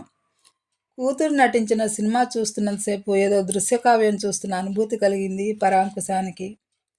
శాస్త్రీయ నాట్యం చేస్తున్న సందర్భాల్లో కూడా ఆధునికత పేరున అరకొర డ్రెస్సులతో అమ్మాయిల అందాలను ఆరబోసే పరిస్థితి ఉన్న ఈ రోజుల్లో అంత అందంగా ఎక్కడా అశ్లీలతకు తావులేని విధంగా ఆ సినిమాను రూపొందించడం అతనికి ఎంతో ఆనందాన్ని ఇచ్చింది.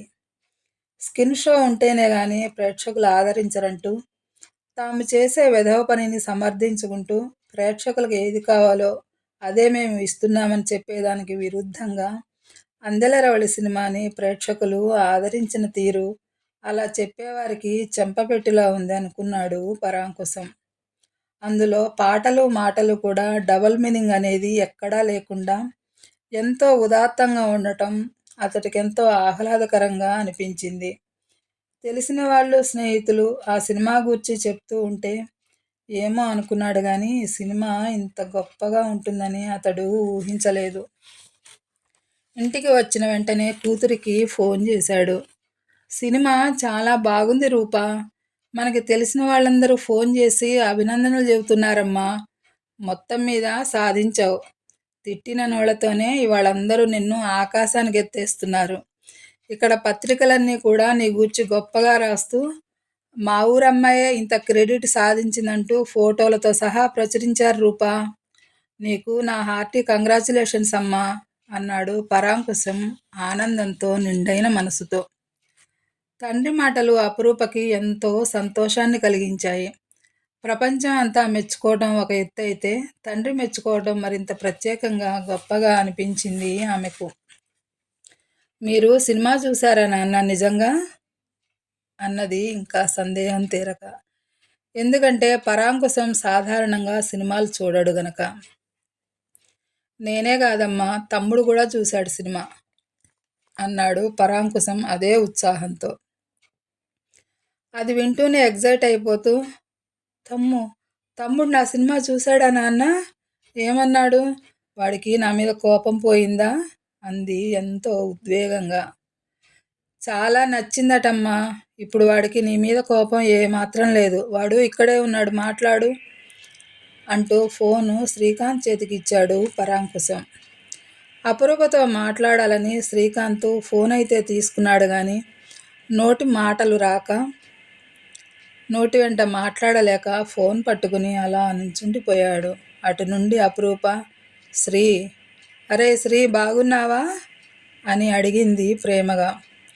బదులుగా తమ్ముడు నుండి సమాధానం ఏమీ రాకపోవడంతో, నాన్న తమ్ముడు లైన్లోకి రాలేదా అంది బాధగా. వాడికి ఇంకా నా మీద కోపం పోయినట్లు లేదనుకుంటూ. అక్క గొంతులో ఏడుపు జీర ధ్వనించడంతోనే ఆగలేక, అక్క నేను లైన్లోనే ఉన్నా, ఏం మాట్లాడాలో తెలియక అలా ఉండిపోయాను. సారీ అక్క, ఇన్ని రోజులు నిన్ను ఎంతో బాధ పెట్టా. నీ సినిమా నాకు చాలా నచ్చిందక్క. నా ఫ్రెండ్స్ అంతా కూడా ఇంత మంచి సినిమాని ఈ మధ్యకాలంలో ఎప్పుడూ చూడలేదు అంటున్నారు అన్నాడు శ్రీకాంత్ సంతోషంగా. నిజంగానేనా? నీకు నిజంగా నచ్చిందిరా సినిమా అని అడిగింది అపురూప ఆనందంతో పొంగిపోతూ. అవునక్క, నిజంగానే నచ్చింది అన్నాడు శ్రీకాంత్. అతడి గొంతులో కూడా దాగన ఆనందం స్పష్టంగా వినిపించింది అపురూపకి. అరే శ్రీ, ఇప్పుడు నీకు సెలవులే కదరా, ఒకసారి ఇక్కడికి రాకూడదు? మీరు వస్తానంటే నేను షూటింగు ఏమీ పెట్టుకోకుండా ఖాళీగా ఉంటాను అంది అపురూప.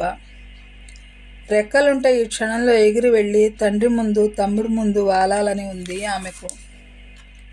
ఏమో అక్క, నాన్నగారు కుదరాలి కదా అన్నాడు శ్రీకాంత్. ఏది, ఒకసారి నాన్నగారికి ఫోన్ ఇవ్వు, మాట్లాడతాను అంది అపురూప. కొడుకు దగ్గర ఫోన్ అందుకొని, చెప్పమ్మా అన్నాడు పరాంకుశం. నాన్న, వీలైతే మీరు తమ్ముడు కలిసి ఇక్కడికి రండి, మీ ఇద్దరినీ చూడాలని చాలా బెంగగా ఉంది నాకు అంది అపురూప దిగులు నిండిన స్వరంతో. సరేలే అమ్మా, చూస్తాను. వీలైతే ఓ 2 రోజులు పోయాక బయలుదేరి వస్తాం. ఏ సంగతి నీకు రేపు సాయంత్రం వరకు ఫోన్ చేసి చెప్తానులే అన్నాడు పరాంకుశం. అతడికి కూతుర్ని చూడాలని ఉంది మనసులో. ఫోన్ పెట్టేసి, అమ్మా, నాన్నగారు తమ్ముడు ఇక్కడికి వస్తామన్నారు. తమ్ముడికి నా మీద కోపం పూర్తిగా పోయింది తెలుసా? వాడు నాతో ఎంత సరదాగా మాట్లాడాడు అనుకున్నావు? ఇవాళ నాకెంత సంతోషంగా ఉందో మాటల్లో చెప్పలేనమ్మా.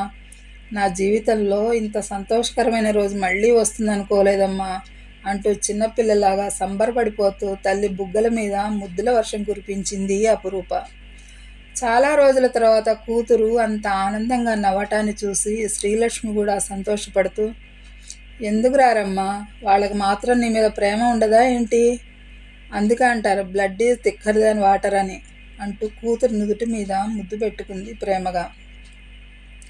దయానిధి సినిమా పూర్తయిన వెంటనే అపురూపకి ఇవ్వవలసిన అమౌంట్ మొత్తం ఇచ్చేశాడు.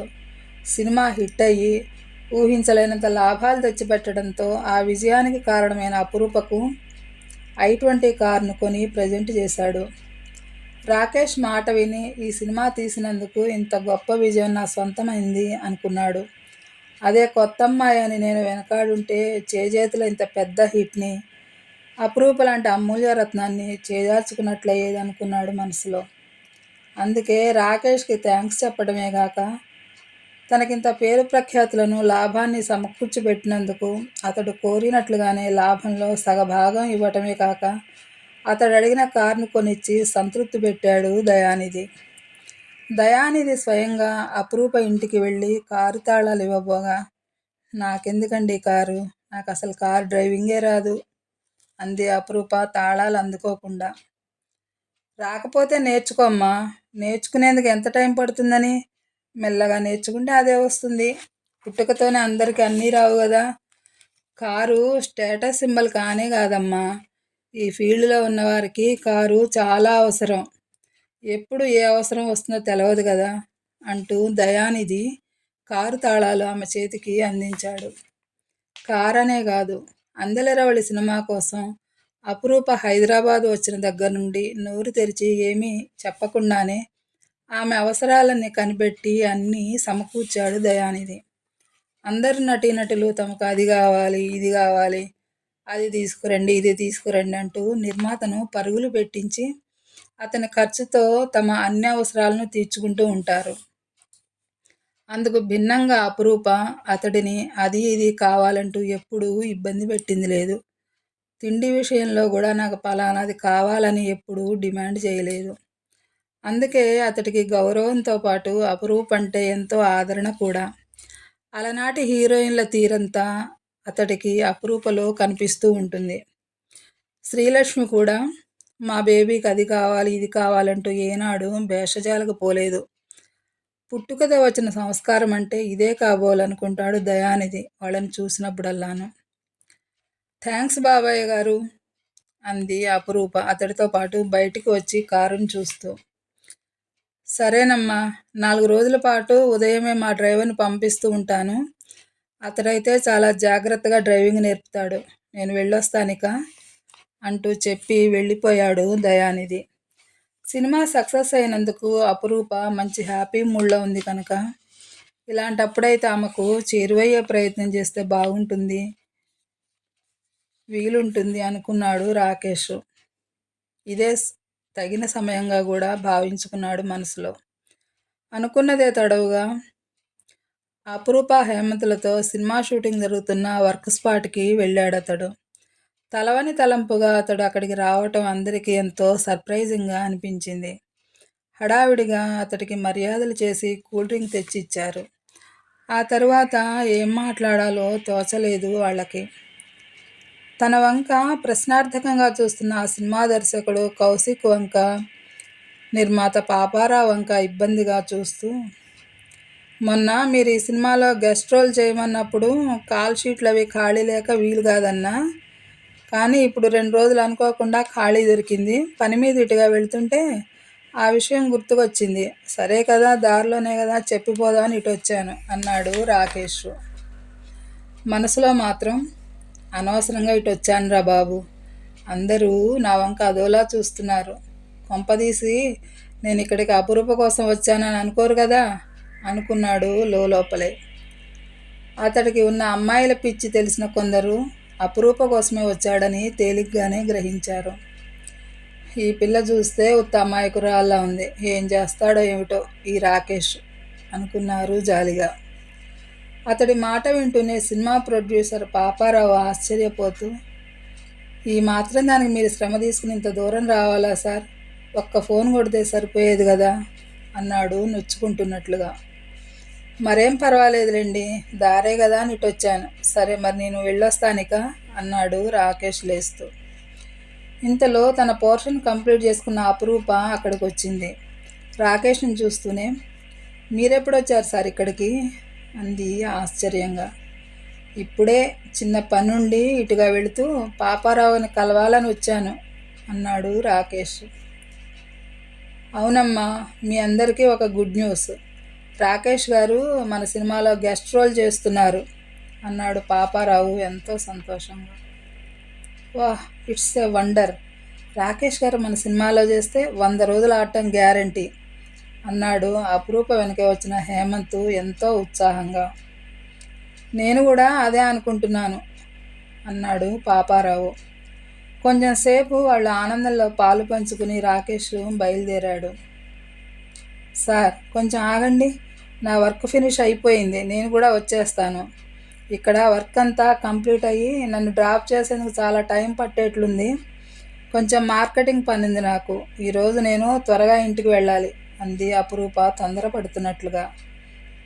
ఓ, దానికేం భాగ్యం, యు ఆర్ మోస్ట్ వెల్కమ్ అన్నాడు రాకేష్ ఆనందపడిపోతూ. రోగి కోరింది పాలే, వైద్యుడు చెప్పింది పాలే అన్నట్లుంది అతడి పరిస్థితి.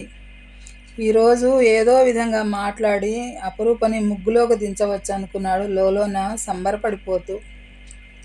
ఇలాంటివన్నీ ఆ ఫీల్డ్లో సర్వసాధారణ కనుక ఎవరూ అంతగా పట్టించుకోలేదు.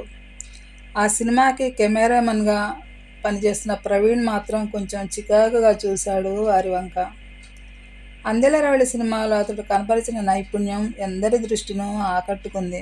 అందుకే అతడిని అసిస్టెంట్గా కాక మెయిన్ కెమెరామెన్గానే ఆ సినిమాకి తీసుకున్నారు.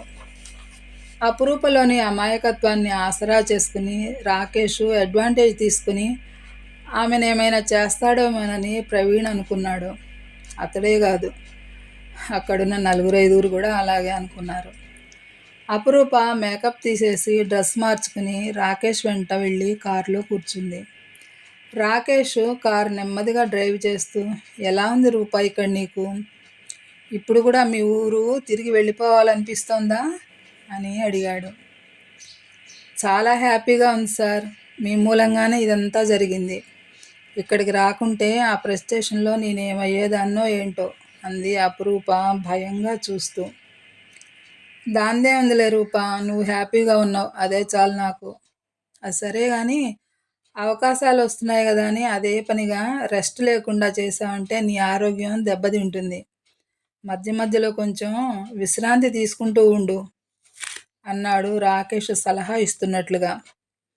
అవును సార్, ఈ మధ్య బొత్తిగా తీరిక దొరకటం లేదు. ఎక్కడికైనా వెళ్ళి ఓ 2 రోజులు విశ్రాంతి తీసుకుందామని అనిపిస్తే బాగుండుననిపిస్తోంది అంది రూప. అలాగా, ఎక్కడి దాకానే ఎందుకు?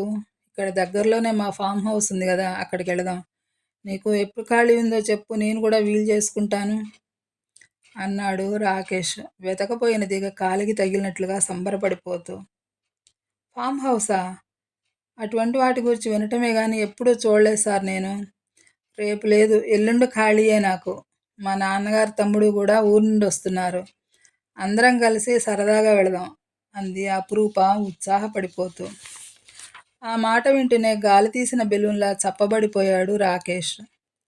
తాను ఒకందుకు చూస్తుంటే ఆమె మరొకందుకు ఆలోచిస్తుందని. అయినా తన విసుగుని దిగమింగి, మరీ ఎల్లుండేనా? నాకేమో ఆ రోజు షూటింగ్ ఉంది, మరో రోజు ప్లాన్ చేద్దాం, సరేనా అన్నాడు రాకేష్ నీరసంగా. ఈలోగా అపురూప ఉంటున్న ప్లాట్ వచ్చింది. అతన్ని లోపలికి రమ్మని పిలిచింది అపురూప. కానీ పని ఉందంటూ వెళ్ళిపోయాడు రాకేష్. ఇంటికి వెళ్ళిన రాకేష్ స్థిమితంగా ఉండలేకపోయాడు. ఎంత వద్దనుకున్నా అపురూప అందం, మాట, నవ్వు గుర్తుకు వచ్చి అతడి మనసును ఉక్కిరిబిక్కిరి చేసేస్తున్నాయి. ఆమె తలపులు అయస్కాంతంలా అతన్ని లాగేస్తున్నాయి. అన్యమనస్కంగా ఉన్న భర్త దగ్గరకు ఆదుర్దాగా వచ్చి, ఏంటండి అలా ఉన్నారు, ఒంట్లో బాలేదా అని అడిగింది నీలిమ లాలనగా. ఏం లేదు, బాగానే ఉన్నాను అన్నాడు రాకేష్ విసుగ్గా. ఈ ప్రొఫెషన్లో ఉన్నవాళ్ళు ఎప్పుడు ఎలా ప్రవర్తిస్తారో వాళ్ళకే తెలియదు. ఆ సంగతి ఆమెకి బాగానే తెలుసు. అందుకే, మరెందుకు అలా ఉన్నారు? అంతా మీ పిక్చర్ సూపర్ హిట్ అయినందుకు పండగ చేసుకుంటుంటే మీరేంటండి ఇలా ఉన్నారు అని అడిగింది ఆమె.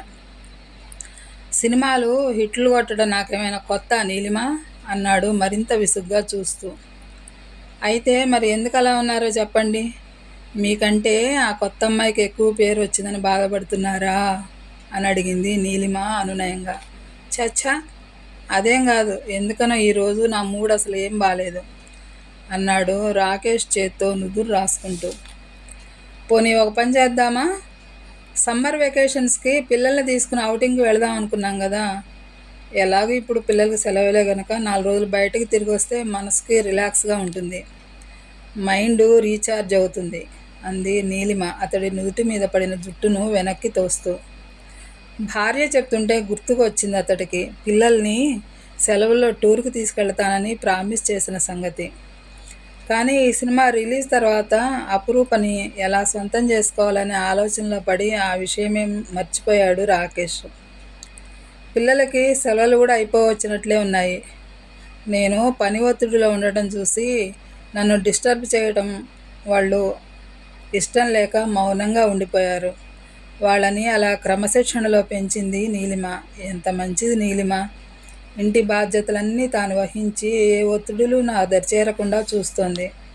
తనిచ్చిన ఈ సపోర్ట్ వల్లే కదా నా దృష్టినంతటిని వర్క్ మీద కేంద్రీకరించి ఇంత సక్సెస్ సాధించాను అనుకున్నాడు. అదంతా తలుచుకోగానే నీలిమ మీద అతడికి ప్రేమ వెల్లువై పొంగసాగింది. ఆమె వైపు ప్రేమగా చూస్తూ, అవును నీలు, నేను ఆ సంగతే మర్చిపోయాను. ఎక్కడికి వెళదామో చెప్పు? సింగపూరా, మలేషియానా? ఏదైనా నీ ఇష్టం, పిల్లలిష్టం అన్నాడు రాకేష్ ఎంతో ఉత్సాహంగా. భర్త అలా అడగడంతోనే ఆనందపడిపోతూ, సింగపూరు, మలేషియా చాలాసార్లు వెళ్ళాం కదా, ఈసారి పిల్లలు యూరప్ వెళదాం అంటున్నారు అంది నీలిమ. సరే అయితే మేనేజర్కి చెప్పి టిక్కెట్లు, అకామిడేషన్ బుక్ చేయించమంటాను అన్నాడు రాకేష్. తండ్రి అంటున్న మాటలు దూరం నుండి విన్న రేవంత్, రేష్మి ఉత్సాహంగా వచ్చేశారు అక్కడికి. ఎక్కడికి డాడీ వెళదామంటున్నారు అని అడిగారు కుతూహలంగా. మీ మమ్మీతో అన్నారట కదా యూరప్ చూడాలనుందని, అక్కడికే అన్నాడు రాకేష్. ఓహ్ థ్యాంక్ యూ డాడీ అంటూ పిల్లలిద్దరూ తండ్రిని ప్రేమతో చుట్టేశారు.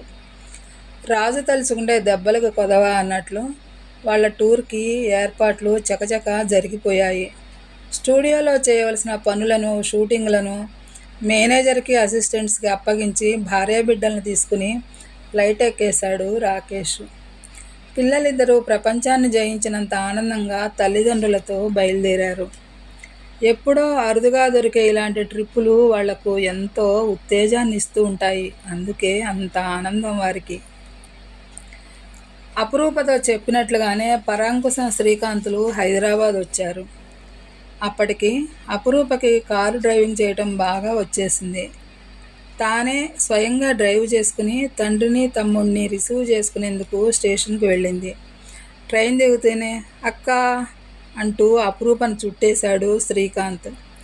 ఎన్నో రోజుల తర్వాత అపురూపను చూడటం, అందువల్ల చిన్నపిల్లాళ్ళ సంబరపడిపోయాడు. అపురూప పరిస్థితి కూడా అందుకు భిన్నంగా ఏమీ లేదు. తమ్ముణ్ణి దగ్గరకు తీసుకుని ఆప్యాయంగా తల నిమిరింది. పరాంకుశం కూతురు భుజం చుట్టూ చేయి వేసి ప్రేమగా దగ్గరకు హత్తుకున్నాడు. ఆమెను అక్కడ చూడటంతోనే అదిగోరా సినిమా స్టార్ అపురూప అంటూ జనాలు చుట్టుముట్టారు.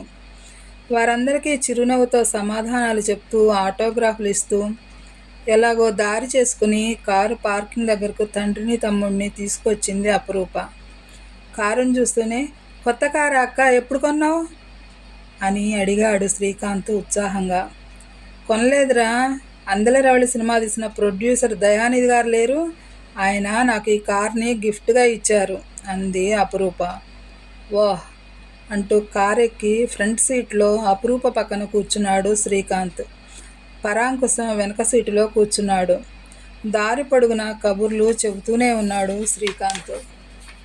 ఇన్నాళ్లుగా బకాయి పడిన కబుర్లన్నీ వరుసపెట్టి అక్కా తమ్ముళ్ళిద్దరూ చెప్పుకుంటూ వస్తున్నారు. మధ్య మధ్యలో పరాంకుశం మాటలు కలిపిన ఎక్కువ భాగం వాళ్లే మాట్లాడుకున్నారు. ఇంటికి రాగానే బ్యాగ్ ఓపెన్ చేసి, ఇదిగో రూపా, నీకు ఇష్టమైన శివరామ లడ్డు అంటూ స్వీట్ ప్యాకెట్ తీసి అపురూప చేతికిచ్చాడు పరాంకుశం. థ్యాంక్స్ నాన్న, ఎన్నాళ్ళయిందో మన ఊరు లడ్డు తిని. ఇక్కడ షాపుల వాళ్ళెవరికి ఇంత బాగా లడ్డు చేయటం రానే రాదు నాన్న అంటూ లడ్డూ తీసుకుని తింటూ తమ్ముడి వంక స్వీట్ ప్యాకెట్ని చాపింది. తింటావా అంటున్నట్టుగా చూపుతూ. నాకేం వద్దక్క, నీకు ఇష్టం కదా, నువ్వు తినేసేయ్ అంటూ ఇల్లంతా కలేదిరిగి చూసి వచ్చి తండ్రి పక్కన కూర్చున్నాడు శ్రీకాంత్. కూతురు ఆత్రంగా లడ్డూ తినటాన్ని చూసి నవ్వుకుంటూ పరాంకుశానికి కాఫీని, శ్రీకాంత్కు బోర్నవిటాను తెచ్చి ఇచ్చింది శ్రీలక్ష్మి. కాఫీ రుచిని ఆస్వాదిస్తూ, ఎన్నాళ్ళైంది లక్ష్మి ఇంత మంచి కాఫీ తాగి అన్నాడు పరాంకుశం. బోర్నవిటా తాగి గ్లాస్ పక్కన పెట్టి, అక్క నాకు సినిమా షూటింగ్లు అవి ఎప్పుడు చూపిస్తావు అని అడిగాడు శ్రీకాంత్. మీరు వస్తున్నారని ఈ 4 రోజులు ఏమీ పెట్టుకోలేదురా. మా ప్రొడ్యూసర్ గారిని, డైరెక్టర్ గారిని అడిగి నావన్నీ పోస్ట్ పోన్ చేయించేసుకున్నాను అంది అపురూప. అందరితోనూ పని కదమ్మా ఇది, ఇలా నీ ఒక్కదాని కోసం ఎలా వాయిదా వేశారు అని అడిగాడు పరాంకుశం ఆశ్చర్యంగా. నా పోర్షన్ వరకు ఏదో మేనేజ్ చేసి మిగతాదంతా తీస్తారు నాన్న. అప్పటికప్పుడు ఎమర్జెన్సీగా ఇలా కొన్ని సర్దుబాట్లు చేస్తుంటారు అంది అపురూప. అయితే అక్క నాకు హైదరాబాద్ అంతా తిప్పి చూపించాలి, చార్మినార్, బిర్లా మందిర్, గండిపేట చెరువు అని అడిగాడు శ్రీకాంత్. అలాగే లేరా, అన్నీ చూద్దాం అంటూ తండ్రి వైపు తిరిగి, మీరు చెప్పండి నాన్న, సరదాగా 4 రోజులు ఎటైనా వెళ్ళొద్దాం అంది అపురూప. నాకు ప్రత్యేకంగా ఐడియా అంటూ ఏమీ లేదమ్మా, తమ్ముడికి నీకు ఎలా ఇష్టమైతే అలా ప్లాన్ చేయండి అన్నాడు పరాంకుశం. అక్క వీలైతే మనం ముంబై వెళదామా? ఎప్పటి నుండో చూడాలనుందక్క నాకు ముంబైని అన్నాడు శ్రీకాంత్. నాకు ఇష్టమే, ఏమ్మా నీకు ఓకేనా? ఓకే కదూ అని తల్లిని అడిగింది. శ్రీలక్ష్మి సరేననటంతో ఆ ఏర్పాట్లలో పడిపోయింది అపురూప. ఆ రోజు ఎక్కడికి వెళ్లకుండా ఇంట్లోనే కూర్చుని కబుర్లు చెప్పుకున్నారు అంతా. ఆ సాయంత్రం టీలు అవి అయ్యాక తనకి సినిమాల ద్వారా వచ్చిన 50 లక్షలకి చెక్కు రాసి తీసుకొచ్చి తండ్రి చేతికి ఇచ్చింది అపురూప. కూతురు సినిమాలో నటించడం ఇష్టం లేని పరాంకుశం ఆ సినిమాల ద్వారా వచ్చిన డబ్బుని ఎలా తీసుకుంటాడు? కాకపోతే ఆ మాట గట్టిగా చెప్తే కూతురు ఎక్కడ నెచ్చుకుంటుందోనని, నాకెందుకమ్మా ఇది, నీ దగ్గరే ఉండని అన్నాడు మృదువుగా దాన్ని కూతురు చేతికి ఇచ్చేస్తూ. అదేంటి నాన్న అలా అంటారు, మీకు కాకపోతే నేను ఇంకెవరికి ఇవ్వను అంది అపురూప తెల్లబోయి చూస్తూ. అంత అవసరం వచ్చినప్పుడు అలాగే తీసుకుంటానులేమ్మా, ఇప్పుడు మాత్రం ఏమీ వద్దు అన్నాడు. పెళ్ళి కావాల్సిన పిల్ల కదా, అంత డబ్బు బ్యాంకులో మూలిగే కంటే ఏవైనా నగలు కొనుక్కోవి అంటే వినటం లేదు. చూడండి, దాని తోటి వాళ్ళంతా రకరకాల నగలు వేసుకుని తిరుగుతున్నారు, దీనికి మాత్రం ఏమీ వద్దట, అట్లా సింపుల్గా ఉండటం ఇష్టం అంటుంది అంది శ్రీలక్ష్మి నిష్ఠూరంగా. అయితే లక్ష్మి, అమ్మాయి మూలంగా విదేశాలు తిరగటమే కాదు, ఈ 2 నెలలు డబ్బు పట్ల బాగానే అవగాహన పెరిగినట్లుందే నీకు అన్నాడు పరాంకుశం పరిహాసంగా. అంతేమీ లేదులేండి, అలా అయితే అందరిలాగానే రూపని ఈసరికి ఇళ్ల స్థలమో ఫ్లాట్లో కొనుక్కోమని సలహా ఇచ్చేదాన్ని కదా. ఇక విదేశాలంటారా, ఏదో దానికి తోడుగా వెళ్ళానే కానీ నాకేమి విదేశాలు తిరిగి రావాలని సరదాగా లేదులేండి అంది శ్రీలక్ష్మి ముఖం చిన్నబుచ్చుకుంటూ. నాన్నగారు ఏదో సరదాగంటే ఎందుకమ్మా అంత సీరియస్గా తీసుకుంటావు అంది అపురూప సర్ది చెప్తున్న ధోరణిలో. కూతురు అలా అనేసరికి శ్రీలక్ష్మి మౌనంగా అక్కడ నుండి వెళ్ళిపోయింది. అపురూప ఆలోచిస్తూనే ఆ చెక్కును తీసుకువెళ్ళి లోపల పెట్టింది. మర్నాడు నలుగురు కలిసి ముంబై వెళ్ళారు. తిరిగి వచ్చాక తండ్రిని తమ్ముణ్ణి తీసుకుని వెళ్ళి స్టూడియోలను చూపించింది. అందరూ షూటింగ్ల గురించి గొప్ప గొప్పగా చెప్తూ ఉంటే ఏమో అనుకున్నాడు శ్రీకాంత్. కానీ షూటింగ్లో తీసిన సీన్లే 15 సార్లు తీస్తూ ఎక్కువ సమయం తీసుకోవడం చూసిన తర్వాత బాగా బోరు కొట్టేసింది. షూటింగ్ చూడాలని వచ్చిన వాళ్ళంతా ఇది ఎలా భరిస్తున్నారో అనుకున్నారు. ఆ షూటింగు రామోజీ ఫిల్మ్ సిటీలో జరుగుతుండటం వల్ల ఎక్కువసేపు అదంతా చూడలేక తండ్రిని తీసుకుని ఫిల్మ్ సిటీ అంతా చుట్టి వచ్చాడు. చూస్తుండగానే వాళ్ళు హైదరాబాద్ వచ్చి వారం రోజులు గడిచిపోయాయి. తాను పెట్టిన సెలవు అయిపోవటంతో తిరుగు ప్రయాణానికి టికెట్లు రిజర్వ్ చేశాడు పరాంకుశం. తమ్ముణ్ణి కాలేజీలో చేర్చాలి గనక అభ్యంతరం చెప్పలేదు అపురూప. బజారుకి వెళ్ళి తండ్రికి మంచి సూటు, తల్లికి పట్టు చీర కొన్నది. శ్రీకాంత్కి డ్రెస్తో పాటు షూ కూడా తీసుకుంది. వాటితో పాటు టచ్ స్క్రీన్ ఉన్న సెల్ ఫోన్ కొని అతడికి ఇచ్చింది అపురూప. కూతురు ఎంతో ప్రేమతో కొనిచ్చిన ఆ సూట్ని ఎంతో ఇష్టంగా అందుకున్నాడు పరాంకుశం.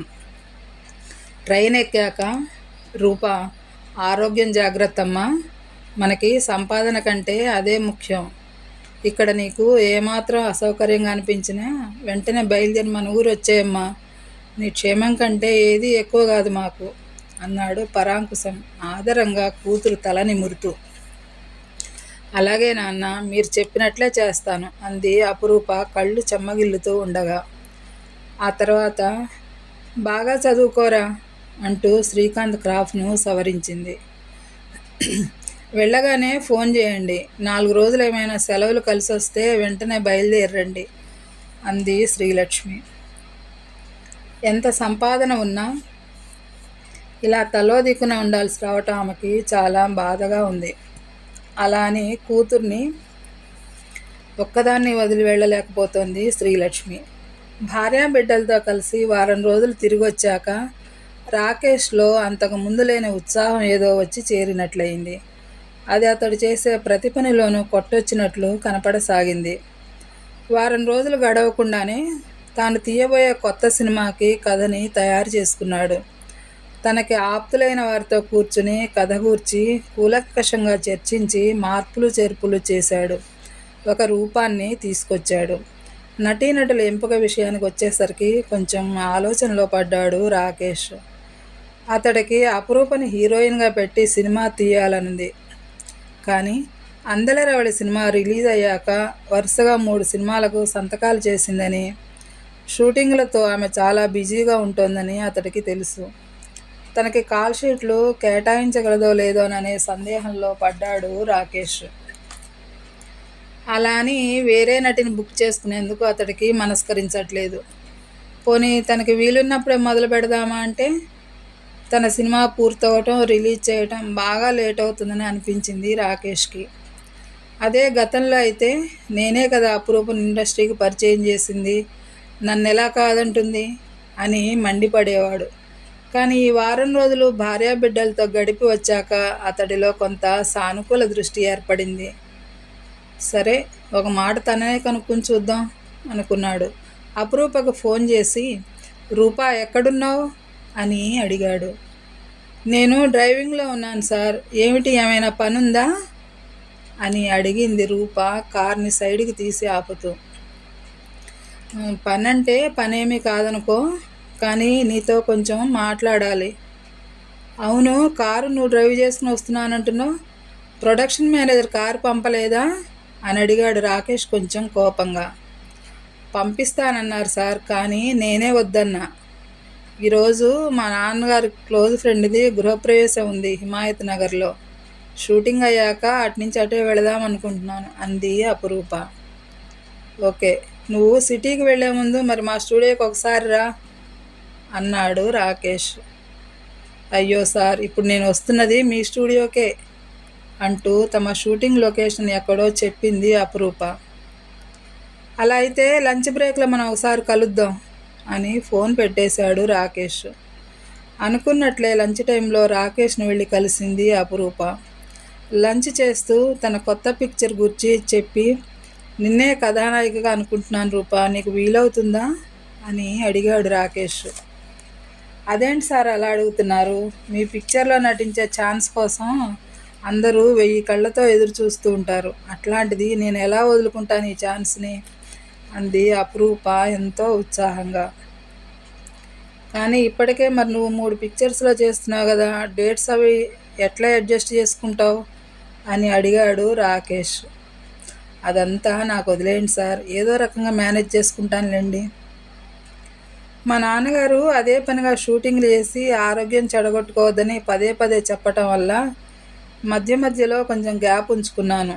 అది ఇలా ఉపయోగపడుతుంది అంతే అంటూ నవ్వింది అపురూప. థ్యాంక్ గాడ్, నీకు డేట్స్ కుదురుతాయో లేదని చాలా టెన్షన్ పడ్డాను. సరే, నీకు ఏ ఏ తేదీలు ఖాళీగా ఉన్నాయో కొంచెం చూసి చెప్పు, దాన్ని బట్టి మిగతా వారి గురించి నేను ప్లాన్ చేసుకుంటాను అన్నాడు రాకేష్. సరే, అయితే రాత్రి ఇంటికి వెళ్ళాక డైరీ చూసి చెప్తాను, టైం అవుతోంది వెళతాను అంటూ లేచింది అపురూప లంచ్ చేయటం ముగించి. సరే అంటూ తాను అక్కడి నుండి లేచాడు. అపురూప వెళ్ళిన వంకే చూస్తూ ఆలోచిస్తూ ఉండిపోయాడు రాకేష్. తరువాత ఇతర నటీనటులను, సింగర్స్ను, టెక్నీషియన్స్ను ఎంపిక చేయటంలో మునిగిపోయాడు. బహుముఖ ప్రజ్ఞాశాలైన రాకేష్ ఏ పని చేసినా ఎంతో ప్లాన్గా, ఎక్కడ ఏ లోపము లేకుండా పర్ఫెక్ట్గా చేస్తాడు. బహుశా అతని విజయరహస్యం అదేనేమో. అనుకున్నట్లుగానే తనకి ఏ ఏ డేట్స్ ఖాళీగా ఉన్నాయో చూసి రాకేష్కి ఫోన్ చేసి చెప్పింది అపురూప. కూతురు ఫోన్ చేయటం చూసి, ఏమిటే రూపా, మళ్ళీ ఏదైనా కొత్త పిక్చర్కి ఒప్పుకుంటున్నావా? ఇలా అయితే నీ ఆరోగ్యం ఏంగాను అంది శ్రీలక్ష్మి ఆరాటంగా. ఏం చేయనమ్మా, రాకేష్ గారే స్వయంగా ఫోన్ చేసి అడిగాక ఎలా కాదనమంటావు చెప్పు. ఆయన వల్లే కదా నాకు ఈరోజు ఈ పేరు ప్రతిష్టలన్నీ వచ్చింది అంది అపురూప. రాకేష్ సినిమా అనగానే ఇంకేమీ మాట్లాడలేదు శ్రీలక్ష్మి. మొదట్లో అతడంటే ఆమెకు చాలా కోపంగా ఉండేది. తన కూతుర్ని అపఖ్యాతి పాలు చేశాడని. ఏదో రకంగా అడ్వాంటేజ్ తీసుకుని కూతురి బతుకును ఎక్కడ నాశనం చేస్తాడోనని భయపడింది కూడా.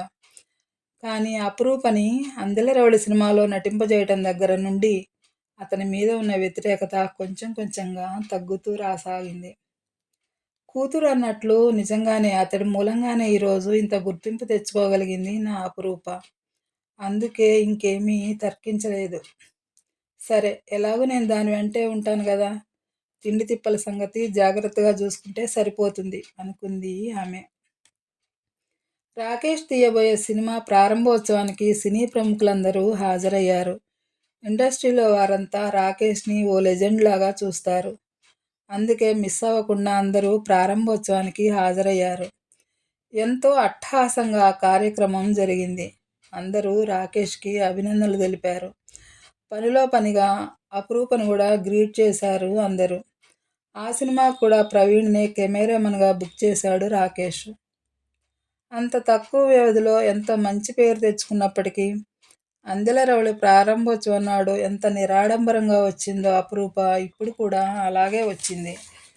అందరూ ఆమె వంక చాలా ఆశ్చర్యంగా చూడసాగారు.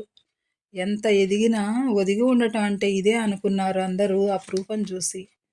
తన క్యారెక్టర్ గురించి వివరాలు అడిగింది రాకేష్ని అపురూప. అందులో ఎన్ని డాన్సులుంటాయో అనే విషయంతో సహా. కథ గూర్చి టూకీగా చెప్పి, అన్ని సినిమాల్లోనూ డాన్సులు పెడితే మొనాటని వచ్చేస్తుంది రూపా. కొన్ని రోజులకి అదే పనిగా నిన్ను అలాంటి పాత్రల్లో చూసి చూసి జనాలు బాగా బోర్ ఫీల్ అవుతారు.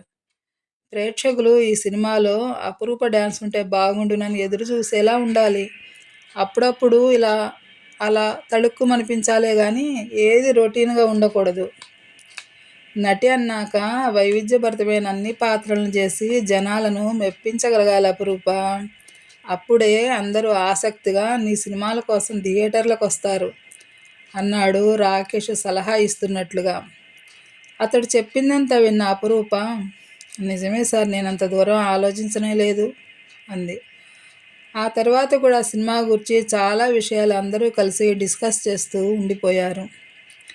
రాకేష్ సినిమా ఒప్పుకోవటం వల్ల అపురూపకి కొంచెం కూడా తీరిక లేకుండా పోయింది. శ్రీలక్ష్మి 1000 కళ్ళతో కూతుర్ని కనిపెట్టుకుని చూడసాగింది.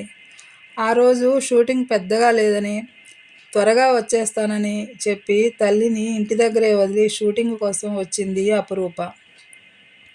షూటింగ్ ముగియటంతో రిలాక్స్ అవుతూ కూర్చుంది అపురూప అక్కడున్న సోఫాలో. మేడం, రాకేష్ సారు మిమ్మల్ని రమ్మన్నారు అని బాయ్ వచ్చి చెప్పాడు. వెంటనే అపురూప లేచి రాకేష్ ఉన్న ఆఫీస్ రూమ్లోకి వెళ్ళింది. సార్ పిలిచారట అంటూ. రాకేష్ కొత్త పిక్చర్ షూటింగ్ మొదలై అప్పటికి 2 నెలలు పూర్తయింది. ఇంచుమించు అపురూప పోర్షన్ అంతా చిత్రించడం పూర్తయింది. ఇక మిగిలింది ఫైట్స్, క్లైమాక్స్ మాత్రమే. 2 నెలలుగా అపురూపకి చేరువ కావాలని రాకేష్ చాలా ప్రయత్నాలే చేశాడు. కానీ పని ఒత్తిడి వలన అతడికి సాధ్యం కాలేదు. ఆ ప్రయత్నాలన్నీ కూడా నిర్వీర్యమైపోయాయి. అలాగే అపురూప షూటింగ్కి రావటం, ముగించుకుని వెళ్ళిపోవటం తప్ప ఇంకేమీ పట్టించుకోలేదు. అతి చనువు చూపించి ఆమెకి తన మీదున్న ఇంప్రెషన్‌ని పోగొట్టుకోదలుచుకోలేదు రాకేష్. అందుకే ఇన్ని రోజులు జాప్యం చేస్తూ వచ్చాడు.